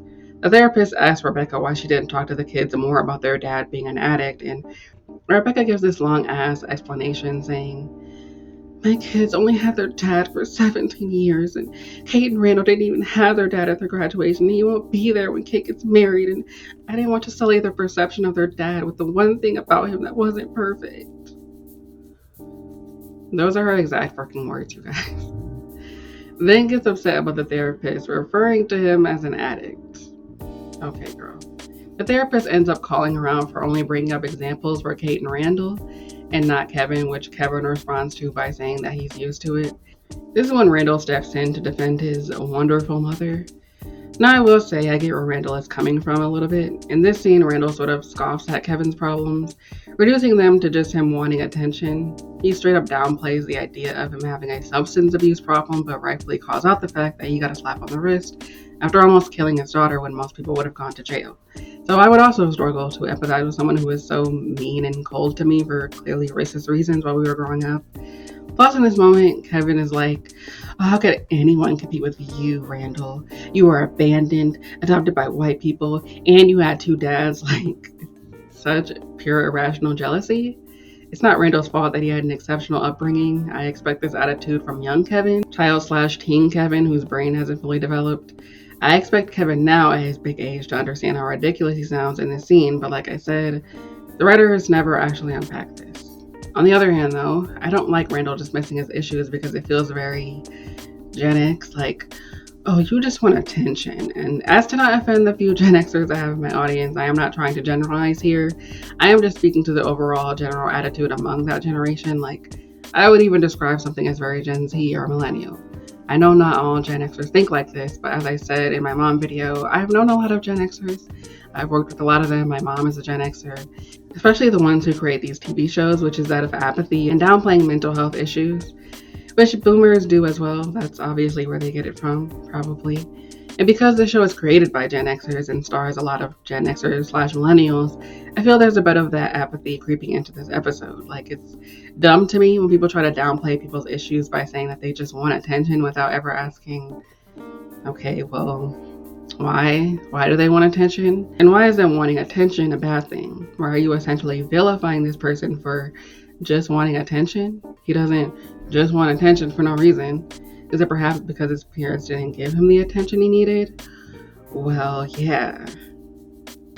I'm going to return to this moment later when we talk about Randall and Beth, because Kevin does read Randall for filth in ways that were absolutely justified.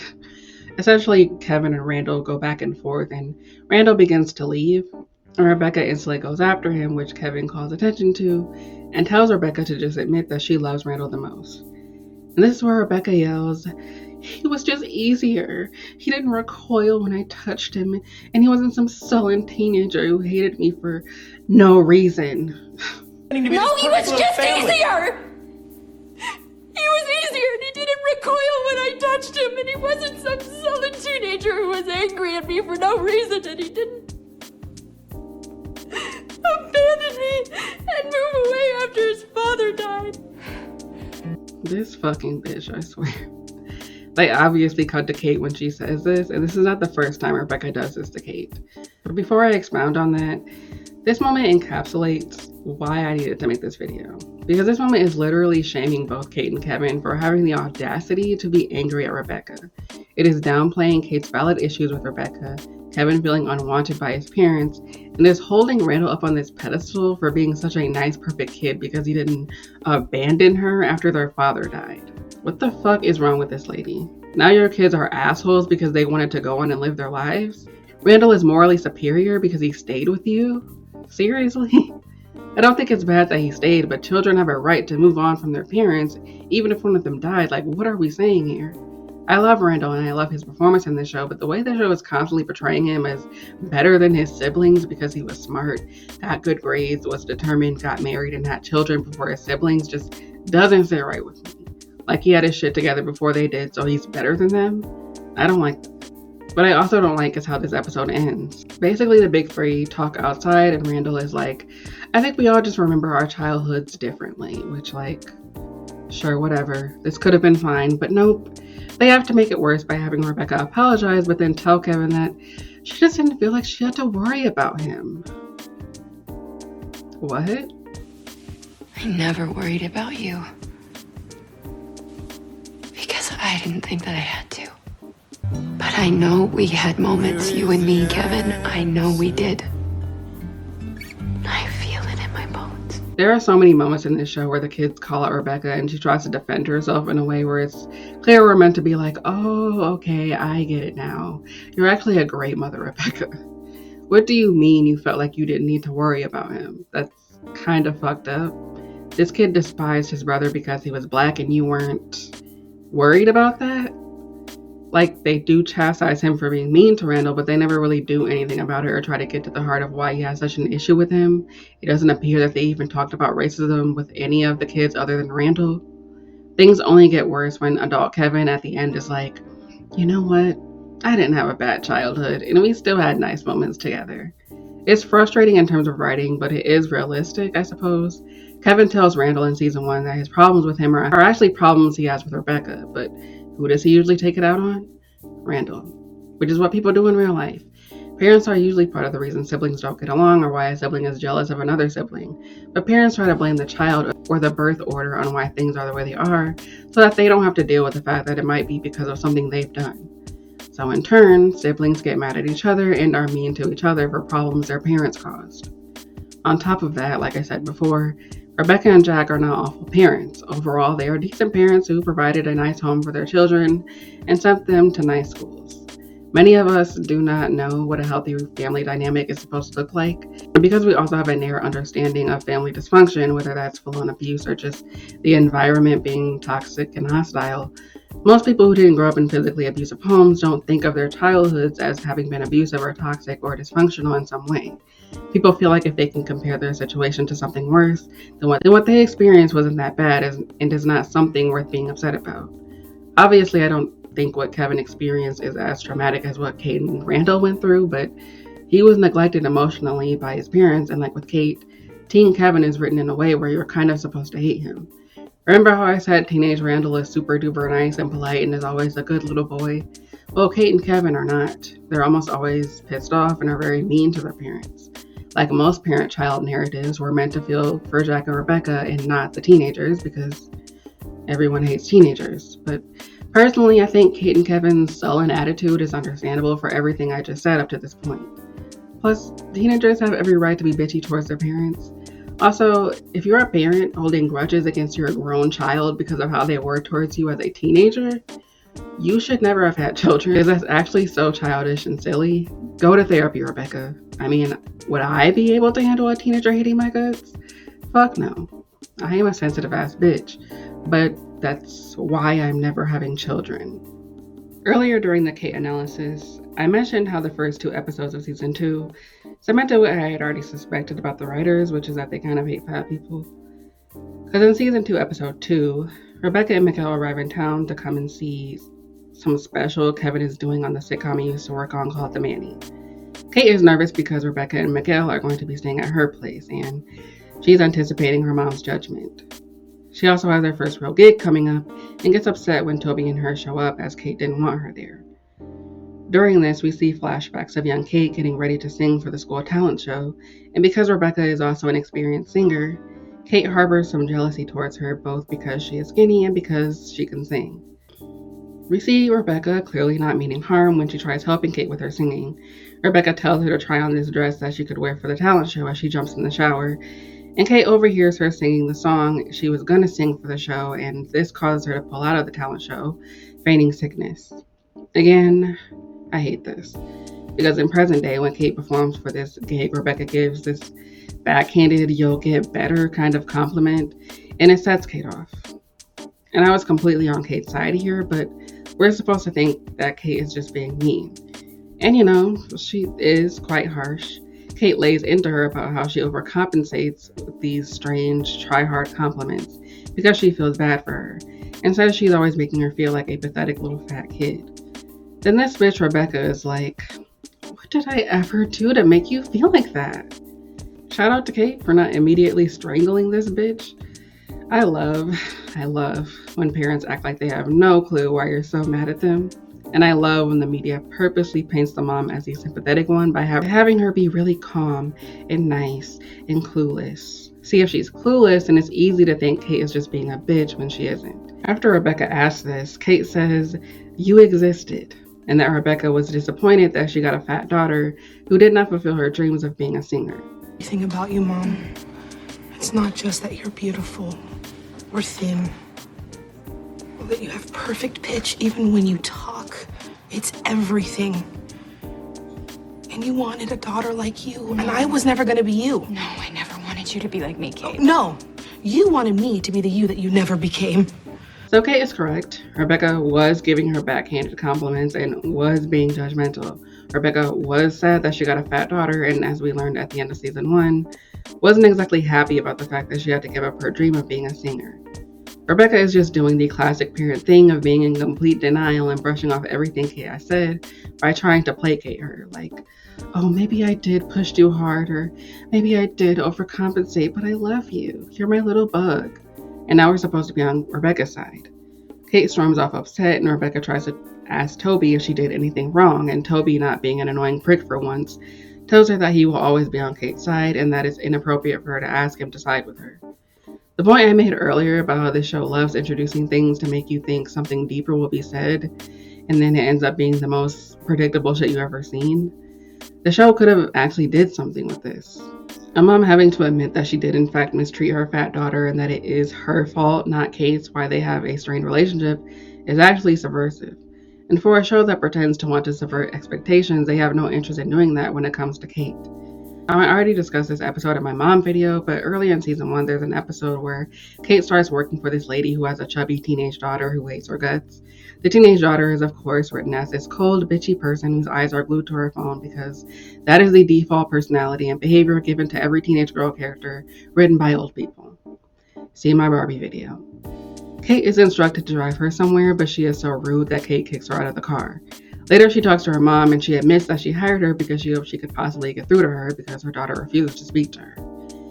And so the writers have Kate confront her daughter so that she can tell this girl that she barely fucking knows that she needs to stop hating on her skinny mom. And now she also had a gorgeous skinny mom. She says she always compared herself to her and that she resented her so much that they barely talk now. It is actually crazy how often thin writers love writing fat people as just jealous bitches. Like, Kate, you know nothing about their relationship. How do you know that she hates her because she's jealous of her mom's body? Especially when, like I was saying earlier, moms police their daughters' bodies. Like, that could easily be why she hates her. Then people writing fat people as just jealous haters is not uncommon. They'd rather believe that it's just a jealousy than believe that living with a hot, skinny mom who can sing better than you and make such a big deal about your weight and doesn't even attempt to try and make you feel better about your body is reason enough to despise her. I remember people online criticizing young Kate for being jealous of her mom. Like someone being jealous alone makes them the villain of the story, even though this is a child. Another example of how the show loves making Kate out to just be a fat, jealous hater is by repeatedly having Kate compliment her mom for being a quote-unquote perfect mom, someone whom she feels she'll never live up to. It's one of the most notable things she says in the pilot. I just feel like I'm never going to be as good a mom as you. Also not true. I need you to know the way that I react to you sometimes, it's on me. It's my own insecurities. I don't know how the hell I'm ever gonna live up to you. Mom, I know that our stuff, it can be complicated sometimes. But it's because all that I've ever wanted was to be like you. I want to be a singer like you. I want to be a mom like you. I want to have a marriage like yours. Life that I envisioned for myself. A real career. I would marry a man like Dad. I would be a mom like Mom. This is in tandem with the way the big three talk about their parents generally. These kids, along with the writers, treat Rebecca and Jack like gods for being more than decent parents. I don't think Jack and Rebecca are these amazing parents that the show tries to make them out to be, and so these moments are always annoying. They possibly could have been less annoying if it wasn't so repetitive throughout the show. But it's at its most egregious between Kate and Rebecca, not just because of the fat phobia factor, but also because of the mom idealization. Towards the end of season 3, after Kate and Toby give birth to their first son, whom they named Jack, Rebecca suggests moving closer to her and Toby so that she can help with the baby who was born premature and is very small. Rebecca notices how much this bothers Kate initially. Kate gets annoyed with her for being overcautious about the baby, but then something happens with the baby and Rebecca's magical mom powers fix the problem before the nurse even arrives, and this, as you can expect, guilts Kate into apologizing to her. You have this magical quality. Just being you. Rebecca does this thing that she loves doing where she pretends like she actually wants to respect Kate's boundaries, but really just wants to make Kate feel like shit. She'll be like, I know that I seem to upset you, so maybe I just won't move in near you then. And she says it with this sad look on her face, and so Kate says, Mom, you know exactly what to do today. And frankly, anytime I have a sensitive reaction to you, just know, it's not you, it's me. It's just my own insecurities because I don't think I'll ever be as amazing as you. I about wanted to blow my brains out watching this scene. Good fucking lord, this show is ridiculous sometimes. How many times are you going to have Kate say things like this, only for Rebecca to just sit there smiling like, yeah, you're right, I was a great mom. Like, no, you weren't. You weren't a terrible mom, but you were not a great mom to Kate, and having her say that her sensitivities and insecurities are all on her, that's so fucked up. How many times am I going to say that in this video? The reason this also drives me nuts is because this exact same conversation takes place at the end of season 2, when Kate gets married and she and her mom have a talk right before she walks down the aisle.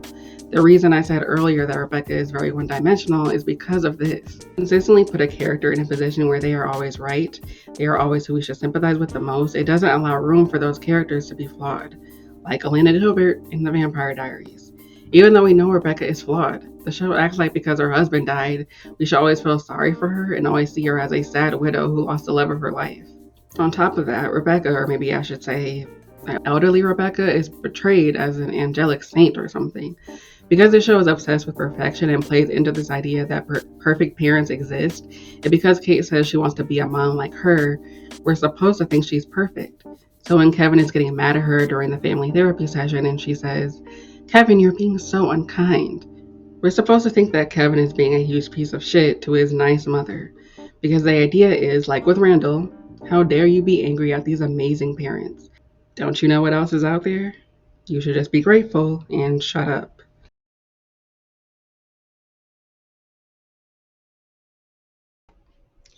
To understand why Jack Pearson is framed by the show as this perfect, exceptional man, we must briefly discuss our collective disappointment in men as a whole. All men are stupid and childish, even the ones who are smart and mature. As much as certain people or conservative people will get mad at women who say men are trash, they also believe that men are trash.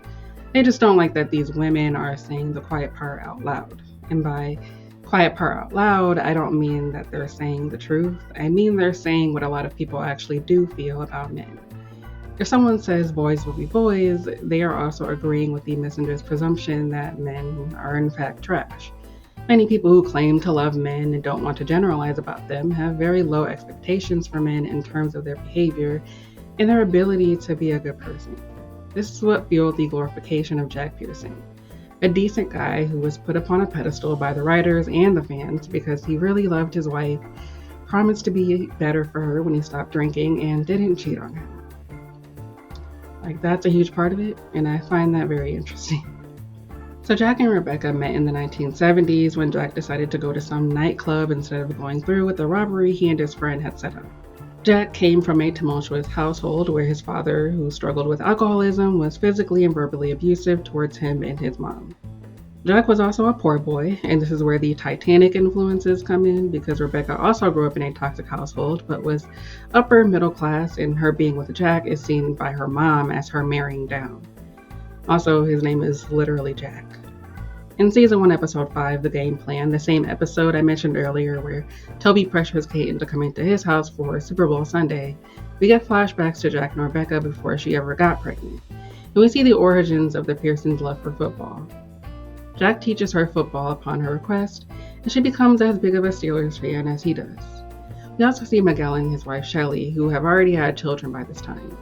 Rebecca ends up sort of jokingly admitting that she doesn't want children, which upsets Jack because for some reason they didn't discuss whether they wanted children before they got married.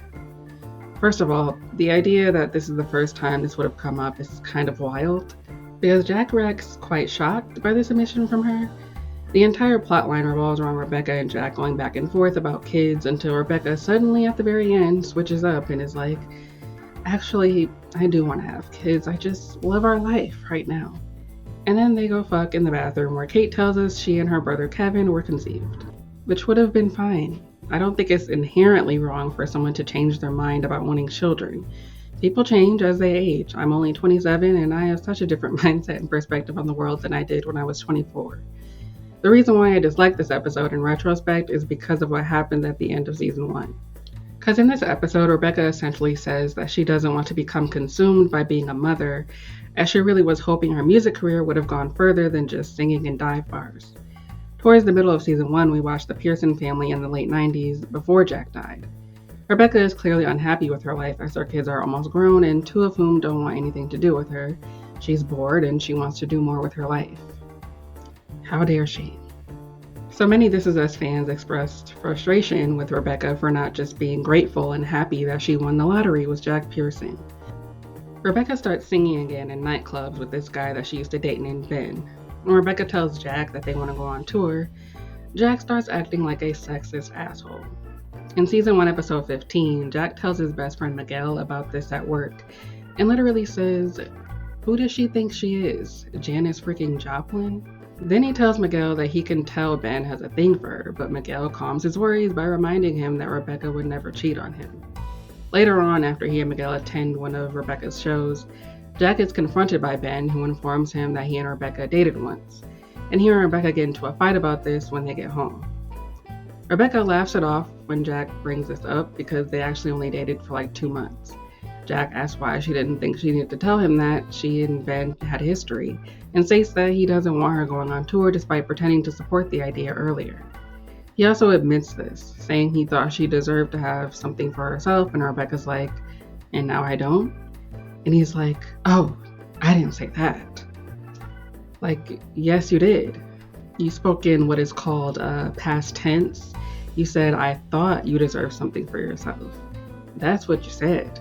No, the kids, they need you right now. You just told me this afternoon the kids didn't need me, that you would have everything taken care of before you knew that I used to date Ben. You know, I didn't want you going on tour then either, but I was trying to be supportive. I was trying to be a good guy. Trying to be a good guy. Wow, Yeah. I didn't know you had to try so hard to be a good guy, Jack. That's You know what? news Look, to me. I thought that you deserved something for yourself.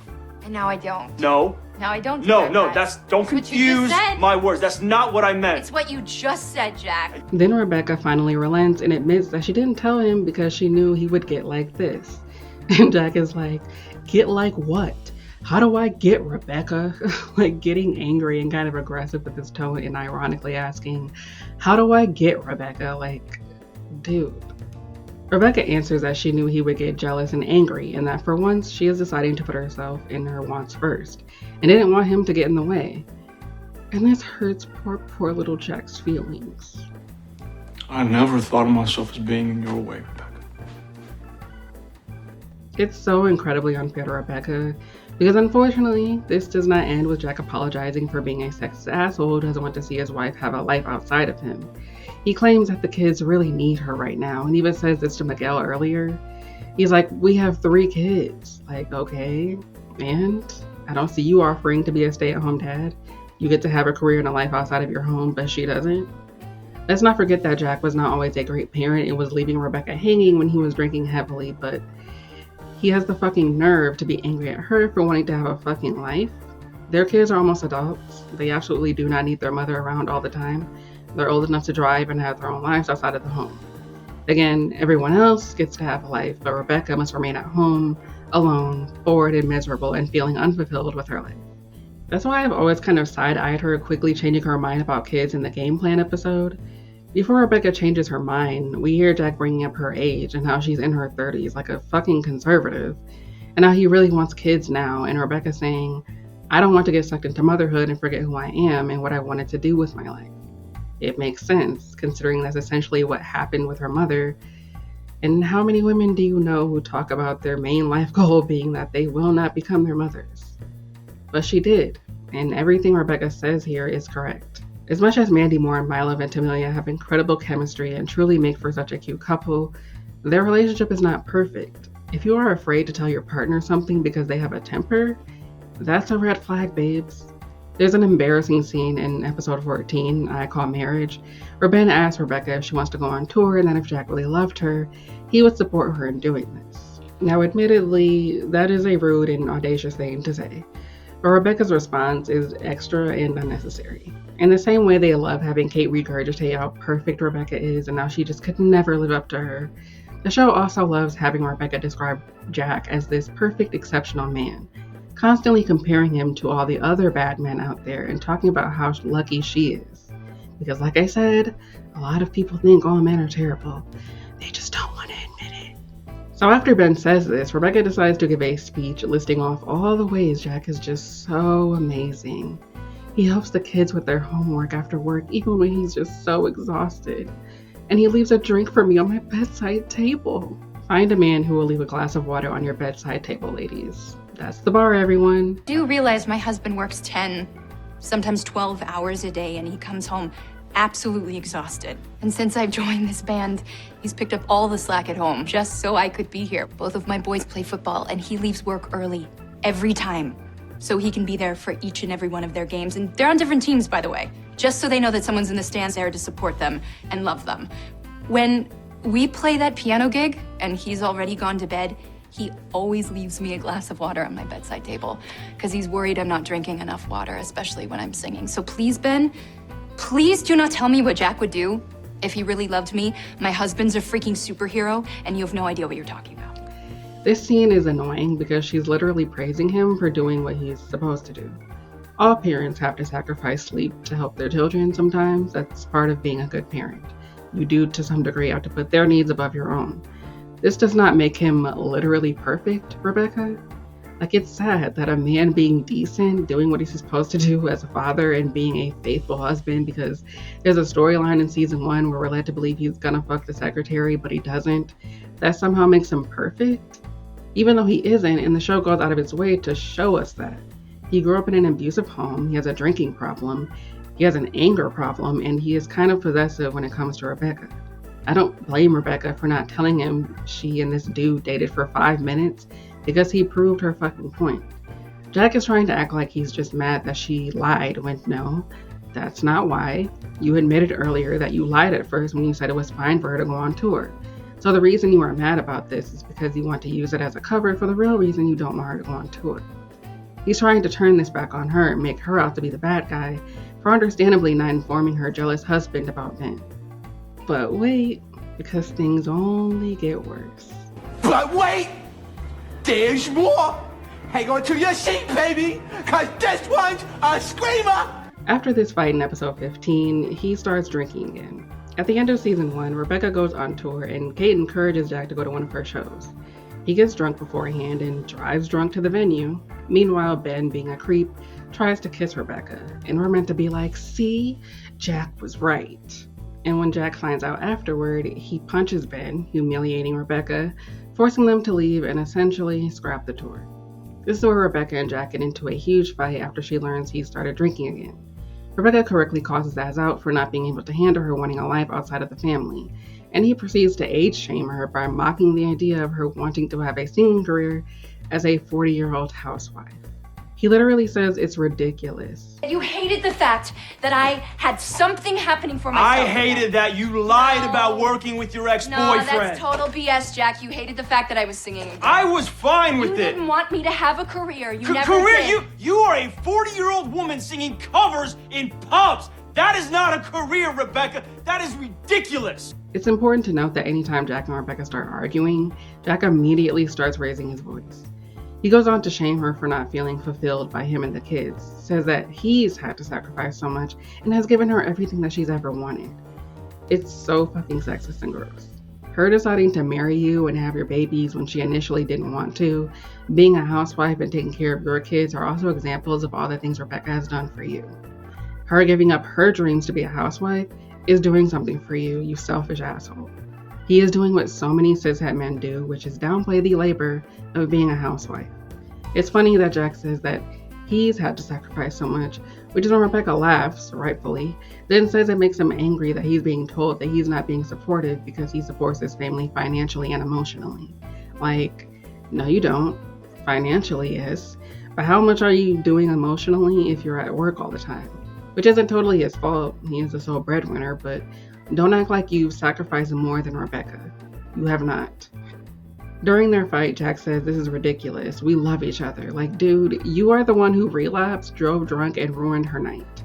Rebecca asks, "What do you love about me?" And he fails to give an answer, and so they agree to separate. Before he leaves, he tells her all the reasons he still loves her, gives some long-ass speech about their family, and then leaves. End of season. So I should say that This Is Us is a network cable nighttime drama. So it's always important to remember that sometimes certain things happen simply because they have to keep people watching. They have to keep their views up, of course. This is why network cable television can sometimes be limiting and doesn't always allow for creativity. I had to keep this in mind because this does play into why they had this whole storyline, only for it to be completely dropped within the first couple of episodes in season 2. This some sort of desperate move to help our ratings. You mean our terrible ratings on LegalScores.com? In season 2, it is revealed that Randall witnessed the fight between Jack and Rebecca. Jack and Rebecca take the kids out to let them know that Jack will be moving out to go and stay with Miguel, who is now divorced from Shelley. But Rebecca shows up on his doorstep later and says that she shouldn't have let him leave. Not because she's not still upset, but because that's not us. That's not what we do. This is also Rebecca, for like the second time, dismisses the idea of Jack being an alcoholic because he drank heavily once for 1 year. But Jack cuts her off and tells her that she doesn't know everything about him because he is in fact drunk right now and has been for weeks. But Rebecca doesn't care and tells him to get in the car. After this, we watch Jack working through his recovery, going to AA meetings, and him and Rebecca reviving their marriage and their love and appreciation for each other. I find this to be so cowardly. I don't need for Rebecca and Jack to break up, but I do need for them to actually work through and resolve their issues, not just pretend like what Rebecca was saying was just her being upset. Now it's about Jack recovering from this relapse, and we're just gonna pretend like this didn't literally start because Jack was being a jealous, possessive asshole who, again, age-shamed her to Miguel and to her face, mocked her ambitions because she's 40 years old. Listen, Lucille Ball was 40 when I Love Lucy started, and that's arguably when she officially became an icon, so fuck you. I am fine with all of these things happening as long as we do something with it, but they don't. They write in this big, loud, intense fight to bring in ratings, but then they walk it back and resolve the issue in 5 minutes because we can't get too real here, you guys. And this happens multiple times throughout the first 3 seasons. Which finally brings us to Beth and Randall. Despite what I said earlier about how Randall is written as the golden child next to Kate and Kevin, it is a little satisfying seeing a popular beloved show with a mostly white cast prioritize the black characters for once. Like, it just doesn't happen very often. At the same time, though, I do agree somewhat with the criticism that the show did become kind of the Randall show, and unfortunately, like with Jack, the writers almost always side with him when it comes to disputes between him and Beth. For a little background, Randall, like I said, was a very hardworking student who was so smart that the school he and his siblings went to when they were little recommended he go to a private school for students who are way ahead of their classmates. One of his biggest issues is feeling afraid that his siblings won't like him because of the special treatment he receives. He's also a perfectionist who struggles with anxiety. Towards the end of season 1, we learn about the nervous breakdowns he's had in the past, and at one point we see him breaking down crying in his office because of all the shit with William, and Kevin comes in to comfort him, something he didn't do before when he saw him crying alone in his bedroom when they were teenagers. Throughout the flashbacks, we see the tense relationship between him and Kevin, and them even getting into a fist fight on the football field because they went to separate schools that were rivals, which felt contrived to me. Like, why would Randall be playing football if he's like an honor student? How does he have time for football? Anyway, late in season 3, we get the R&B backstory. We see that Randall met Beth when they were both in college. It started off rough, with Beth being understandably bothered by him just trauma dumping on her on their first date. There's a scene after the disastrous date where he tells his college roommate that he's gonna marry her, and this is when the laugh track would come in if this was a sitcom. As they get older, we see Randall constantly proposing to Beth and her turning him down every time, saying she just isn't ready yet. Beth gets upset when she finds out that Randall has been talking to Rebecca about this, and this is when Beth expresses fears to Rebecca about, can you guess? Becoming consumed by her marriage. Rebecca says she can relate, but encourages her to just go ahead and marry him because the women always have to do what the men want them to do. This is us, remember?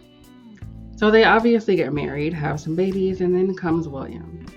So I put a pin in the family therapy episode earlier because there is an interesting scene where Kevin rightfully calls out Randall for being the reason his daughter was hiding from him in Kevin's car.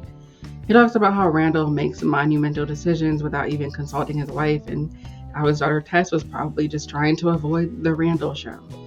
He is not wrong. As much as I love Randall and I love Sterling K. Brown, he can be incredibly selfish and is obsessed with perfection in a way that isn't really challenged.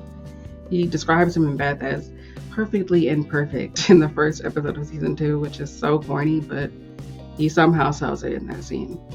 This bothers me because Randall is an optimist and a perfectionist, and he tries to always see things with the glass half full, which isn't inherently bad, but there is a thing called toxic positivity. Like Randall struggles to grapple with issues beyond his control, like William dying of cancer. For example, because the girls got so close to him in season 1, Beth tries to prepare them for his death by helping them create a memory box, and Randall sees this and gets mad because he just can't deal with her talking about William dying. It's so annoying because this happens all the time. Beth tries to bring Randall back to reality, but Randall wants to stay in La La Land because if he doesn't, he's gonna have a breakdown. My mom can be like this, so I really related to Beth in these moments because dealing with someone who wants to see the positive in everything and doesn't want to sit with the reality of a situation and think about it realistically and will shut down people's concerns if they feel too negative and toxic for them is very frustrating. And this show loves to reward this kind of attitude as if it is just inherently good to think positive all the time. When he does something wrong, he gives some think positive speech to Beth so that she'll just get over it. After Randall meets his father, he brings him home without telling Beth, even though that would have been an easy phone call to make, at least on the way to the house, and then he just starts living with them. This strange man that they don't know is now living in their house. And obviously we see that William is a sweetheart and would never hurt his grandchildren or his daughter-in-law, but still, I think that's so disrespectful to not even consider how your wife might feel about that. That's something you do when you don't have a ton of respect for your partner, and it pains me to say that because I love them. Very soon after this, when Kevin and Randall kind of reconcile, Kevin comes and stays with them as well. Once again, without any input from Beth. To top it off, the season ends with Randall telling Beth, after going to see Kevin's play, that he needs to stop by the office for something, and purposely neglects to tell her that he's about to quit his job. He couldn't even tell her he was going to go do that, even though he very easily could have. In the second episode of season 1, Beth raises suspicions around William, again this man she does not know, when he starts leaving the house at night without telling anyone where he's going. She sits him down in the kitchen and asks what's going on, and almost tells him she thinks he's overstayed his welcome before Randall comes in. William finally admits that he was going to feed this ugly cat that lives near his building, which, love you, William, but you could have just told them that. That's not something to be vague and cagey about, but of course, this makes Beth feel bad, and she literally says, "Now I feel like a bitch," and they all laugh. Yeah, such a bitch for being suspicious about a strange man living in your house that you had no say over. So they plant the seed quite early, and it culminates as it did with Jack and Rebecca with a big tense fight guaranteed to bring in viewers. Because people loved Beth and Randall so much, and people legitimately thought they might actually divorce. But I'm jumping the gun a little. We can't talk about that before talking about what happens in season 2 after William's death. Randall tells Beth he wants to adopt a kid so he can save someone in the same way he was saved by Jack and Rebecca because this show loves savior narratives. Beth doesn't want to and is angry and frustrated about him trying to spring shit on her yet again. They argue about this and Randall tells her that this is going to happen and she needs to get her head around it. Beth is a good one, y'all, because he is being honest for once. That is typically how things go in their marriage. Things happen and she just has to go along with it.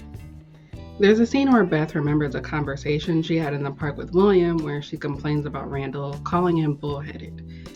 Beth says, like father, like son, and William says, "I'll take that as a compliment. In fact, I'll take that compliment any day." Bitch, what? Bullheaded. Like father, like son. No, I'll take that compliment. Take that compliment any day. That part baffled me because I did not remember him saying that, and it made me so mad.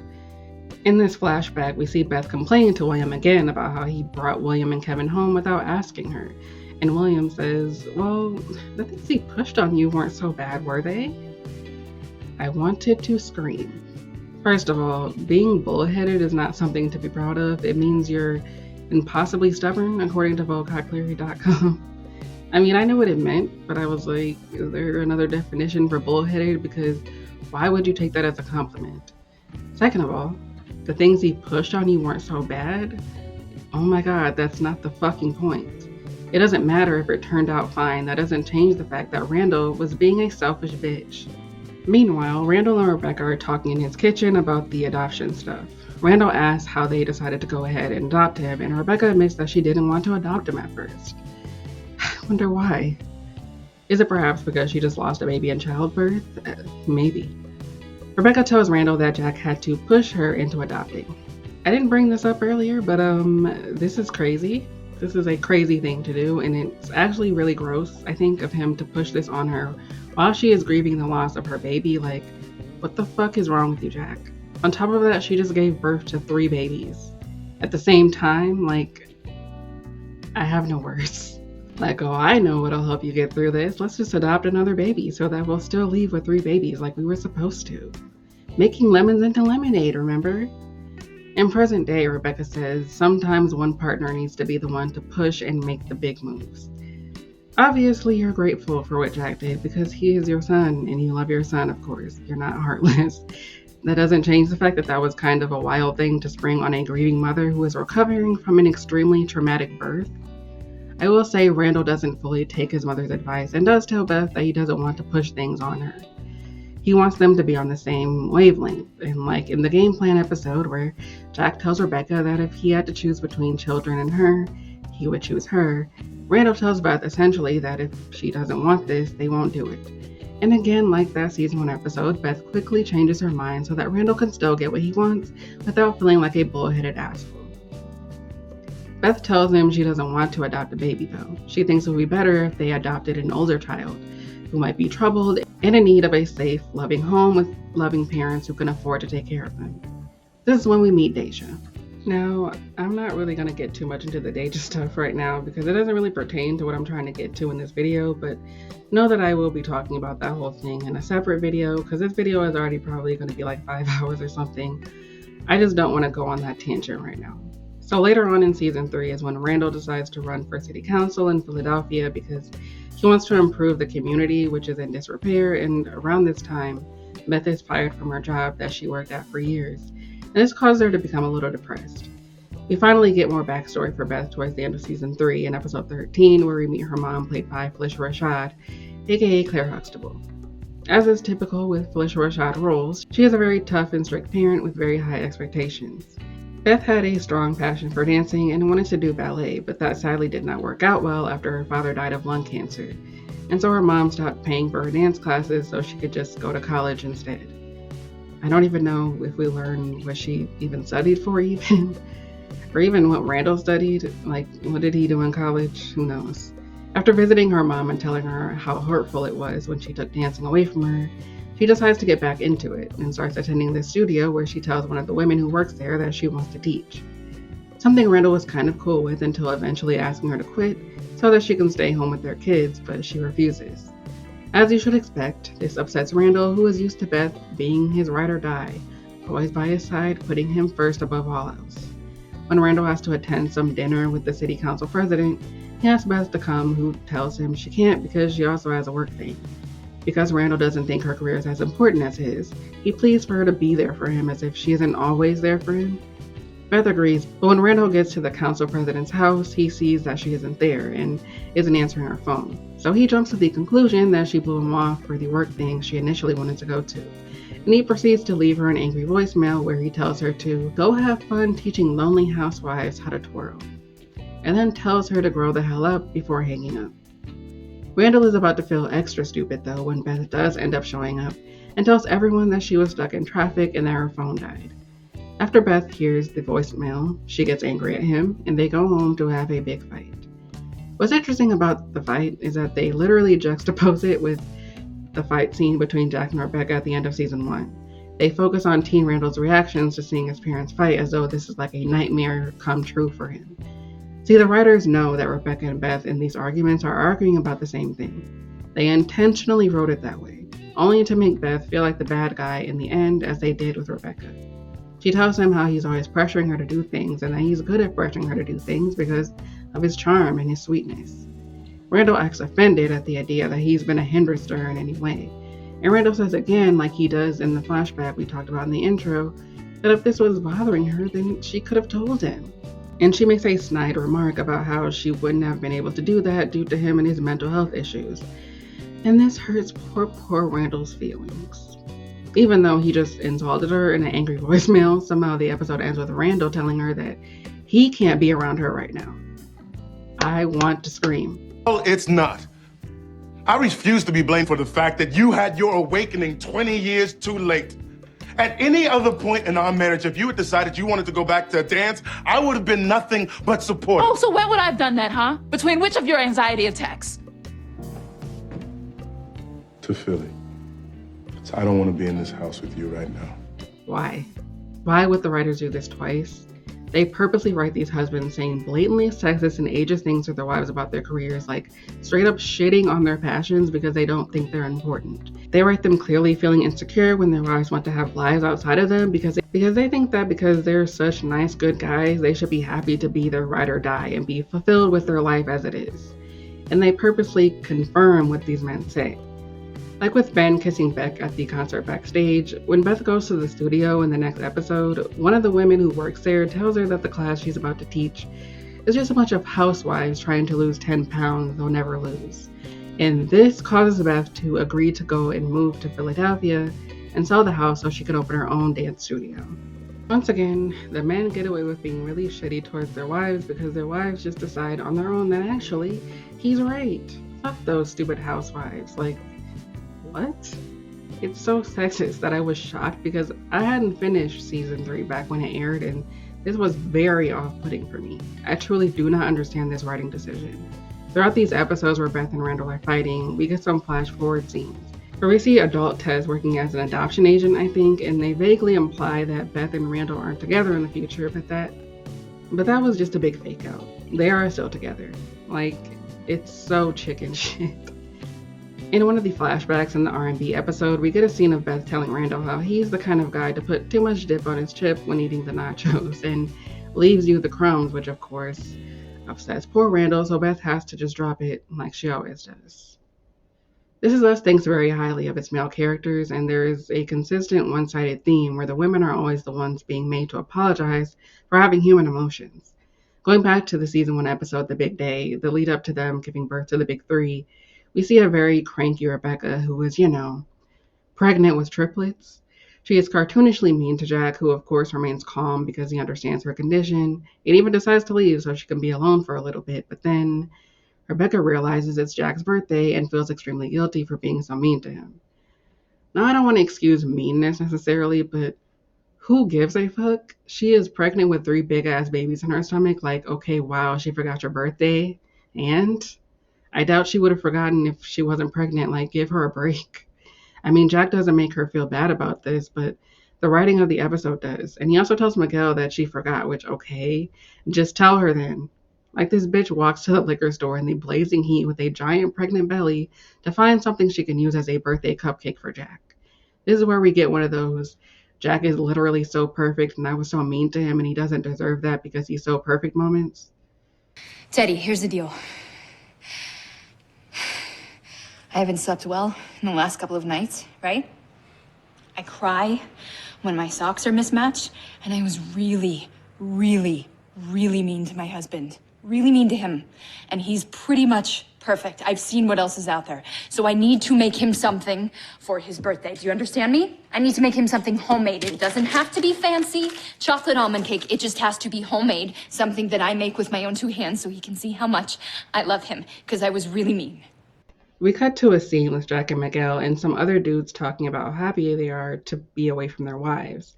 And Jack is like, not me. I want to be with my wife. And that's when we're all supposed to be like, oh my God, he really is an exceptional man. He wants to be around his wife. When he gets back home and Rebecca apologizes and tells him how perfect and amazing he is, he just stands there smiling like, yeah, I am. Nothing pissed me off more, though, than the other plot line in this episode, which is between the firefighter who found Randall and his wife, who was also cartoonishly mean. She is extremely mean to him, and he is extremely nice, making it very easy for you to hate her. We learn that they lost a baby. I can't remember if it was a stillbirth or a miscarriage, but either way, they lost a baby, and that, of course, caused a rift in their marriage. His wife seems to be dealing with her grief and depression by being cold and dismissive towards him, except, as usual, I was on her side. Because the first scene between them is him coming home and immediately going on and on about how he went to church and prayed for their marriage, doesn't even ask her about her day, and then when she rolls her eyes, he's like, I'm due at the station. Like, I'm not saying he's an asshole, but there's just this trend of the female characters not being allowed to be bitchy or a little mean after experiencing something traumatic, and the men's feelings being prioritized. After he finds Randall, he literally brings him home with the hopes that adopting the baby could save their marriage, and this guilts his wife into apologizing to him because, wow, isn't that so sweet that you tried to use a random baby to save us? Like, no, that's kind of manipulative and weird. Why do the writers of this show think that's a sweet gesture? That's a whole ass baby. So to round this video out, I'm going to go through a list of things that I forgot to bring up or things that I want to expound upon. So number one thing I forgot to expound upon is Rebecca being annoying with Kate. People love to call Kate annoying and sensitive and unreasonable, when Rebecca can be such an annoying asshole to Kate in ways that felt similar to my own mother. I didn't get into this too much, but during season 3, when Kate and Toby decide to try IVF, they keep it a secret from the family, possibly because Kate suffered a miscarriage before and doesn't know if this is going to work out for them. But later on, before the family gets ready to attend the premiere of Kevin's new movie, Rebecca ends up finding the IVF needle thing and for some reason freaks out about it, even though it has nothing to do with her. And then she does this thing that she always does, which is say something kind of brazen or judgmental, and then pretend like she didn't say it when Kate calls her out on it, so that Kate can just look like a sensitive fat person. Like Rebecca tells Kate that she read on Google, I assume, that other countries don't perform IVF on women of her size. And after some back and forth, Kate says, why are you doing this now? Is it because of my weight? And Rebecca's like, no, that's not what I said. You're twisting my words. Like, bitch, no, she's not. That is exactly what you said. The origins of your worries are tied to our size. Just be honest about it. So, doctors will not even perform IVF on women over a certain weight in Australia because it's that dangerous. I'm just saying, why would you take that risk when there's so many other options out there? Because I want to. I just think it's irresponsible. Because of my weight? No. Yeah, you've already made that really No, clear. Kate, now you're twisting my words. This is another rare moment where Toby doesn't piss me off because he yells, tells everyone to shut up, says that this is between him and his wife and that this isn't about you, Rebecca. Where do I draw the line? How do I toe the line, Kate? Because we can Shut joke up! about Everyone just shut up! This is not about you, Rebecca. It's not about any of you. This is about me and Kate. All right, we lost a child and now we want to start a family and we needed a little help because we have bad eggs and apparently I have really bad sperm. So we have every expert in town telling us how dangerous this is. And we know that it probably won't work out for us. So please, for the love of God, save the asinine commentary from the cheap seats. There's also the fact that Rebecca makes everything about herself when it comes to Kate. Anytime Kate is having an emotion, she finds a way to make herself the victim of her emotions. Like in the wedding episode. On their wedding day before the ceremony, Kate leaves to go and let go of her father or whatever. The show is doing this annoying patriarchal bullshit of Toby taking the place of her father that I don't like, but basically Rebecca shows up and Kate is sort of on her way out. And Rebecca asks what's wrong and Kate's just like, oh, I'll be right back, as she's walking out the door. That's all she says. And Rebecca's like, oh my God, what did I do? Is it something I said? Like, girl, all she said was that she was gonna be right back. Why is this now about you? Then when Kate returns, she goes to compliment Kate and then makes it about how she doesn't want to say anything that will upset her, even though Kate isn't upset in this moment. All it does is make Kate feel guilty so she can tell Rebecca how she wants to live up to her.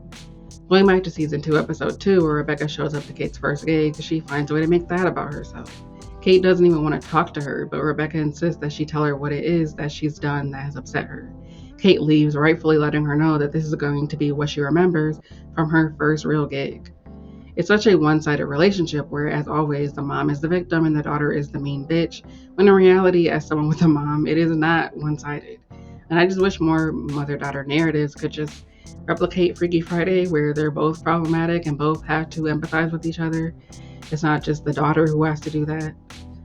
Second thing I forgot to expound upon is Kate constantly saying how she's always wanted to be like her mom and have a marriage like hers. The show does this because, as I've stressed throughout this video, the show puts Jack and Rebecca's relationship on a pedestal as if it is something we should all aspire to or something we should all envy. There's even a moment with young Miguel in season 1, the episode where Jack is drinking and then later quits, where he says that he's jealous of their relationship and what they have as if he isn't married. Like everyone's relationship is inferior to Jack and Rebecca. It's kind of wild. But with Kate, they make it seem like this is a nice, sweet thing when it's not. That's not healthy to live your life wanting to be just like your mom and wanting a marriage just like hers, because you might not get that, girl. And that's kind of setting yourself up for failure, I feel like, if you're spending your life comparing your marriage to what you think Jack and Rebecca had. Rebecca should have told her, I don't want you to be like me. You need to figure out who you are and who you want to be and what kind of relationship you want, because there are things that happen in our relationship that you don't understand, but they can't say that because that would ruin the illusion that Jack is perfect. In general, I think it's unhealthy to put your parents on a pedestal and treat them as superhuman for being decent parents. Idolizing people is never a good thing to do. It's dehumanizing, actually.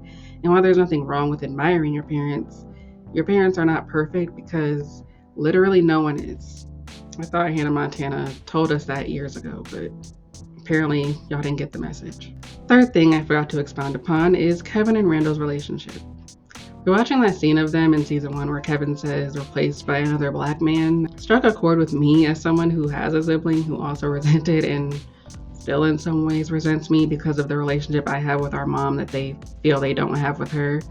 I'm not sure how things play out in future seasons between them, so maybe this is addressed, but yeah. It's absurd to be angrier at your sibling and not your parent in that situation, so I know exactly how Randall felt. Kevin says, admit that you are more important to her, as if this is something he needs to apologize for. Why does someone need to apologize for getting more love and attention from their parents? Were they supposed to reject that love and attention so that you don't feel left out? Like, that's crazy. And it's sad how common this is. I'm sure many of you have experienced things like this. I think young Kevin having those feelings, while racist and inexcusable, are a little more understandable, but him being an adult in his late 30s and still hating him for this does just feel like racism to me. He literally says, any other family, I would be the star. He thinks that because he is white, he should have gotten more attention, and even says that Randall was always trying to show him up. Like, show you up how, dude? Should he have purposely failed in school so that you can feel special? Like, that's insane. And to say the only reason he was special is because he was black and adopted is like a classic racist thing that white people do to black people all the time. One of these days, I'm going to make a video about sibling abuse because it is not something we take seriously as a society. And one thing I've picked up on from various people throughout my life is that it's actually way more common than I thought. Youngest siblings always get the shit end of the stick because they're stereotyped as being spoiled and being able to get away with anything.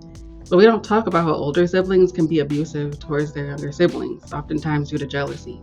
It's never acknowledged that them being spoiled is sometimes a result of the parent feeling a need to protect them from their older sibling, which was my experience. Like, all I did was exist. I was just born, but somehow that just ruined your life because our parent gave me a certain kind of attention and treatment that you didn't get. Like, it really sucks. And I felt for Randall when they were in the car later and he says, yeah, mom did shower me with more attention and I just ate it up, but adds that the one person he really wanted it from was Kevin. Younger siblings usually look up to their older sibling and want to be like them, and it's really shitty when they just hate you for reasons that aren't your fault. Also, side note, but like, Randall refers to Kevin as his big bro, but like, do twins and triplets really do shit like that? Because that's so stupid to me.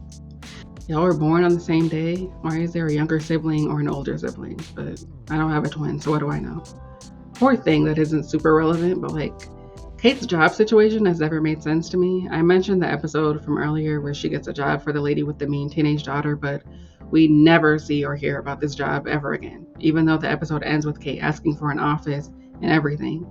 Like, we're led to think she has a job with this lady, and then we never hear of it ever again.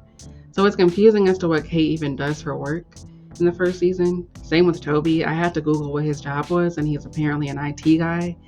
The actor Chris Sullivan says his job is mentioned once in the series, which is very funny. Their jobs are only important to the show if the writers decide it's important, I guess. There's also the fact that I struggle to keep up with the locations that these characters are in. They all live in different states, and I truly don't know where we are exactly most of the time, and they don't do a good job of making that clear in my opinion. It's not a big deal, but it's just a little frustrating. But anyway, I don't think I had anything else. In spite of what I've said for the past how many hours, this is a very engaging show, and I recommend you go and check it out for yourself. It's actually free on Tubi as of this recording. The next This Is Us video will cover the last 3 seasons, and from there I might just make some standalone videos about the show that are hopefully shorter. In the meantime, don't be ageist towards your wife. Make sure to consult her before you bring home your long-lost biological father, and go eat some powdered donuts. Oh my God. I love you. I love you. I love you too, God. I'm so sorry about you. I'm crying. I love you. You know what? There's no shame in it, okay? Like, we all cry. This is who we are. This is us.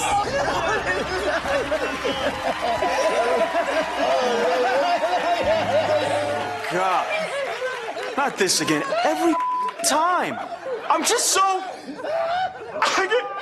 I get emotional too.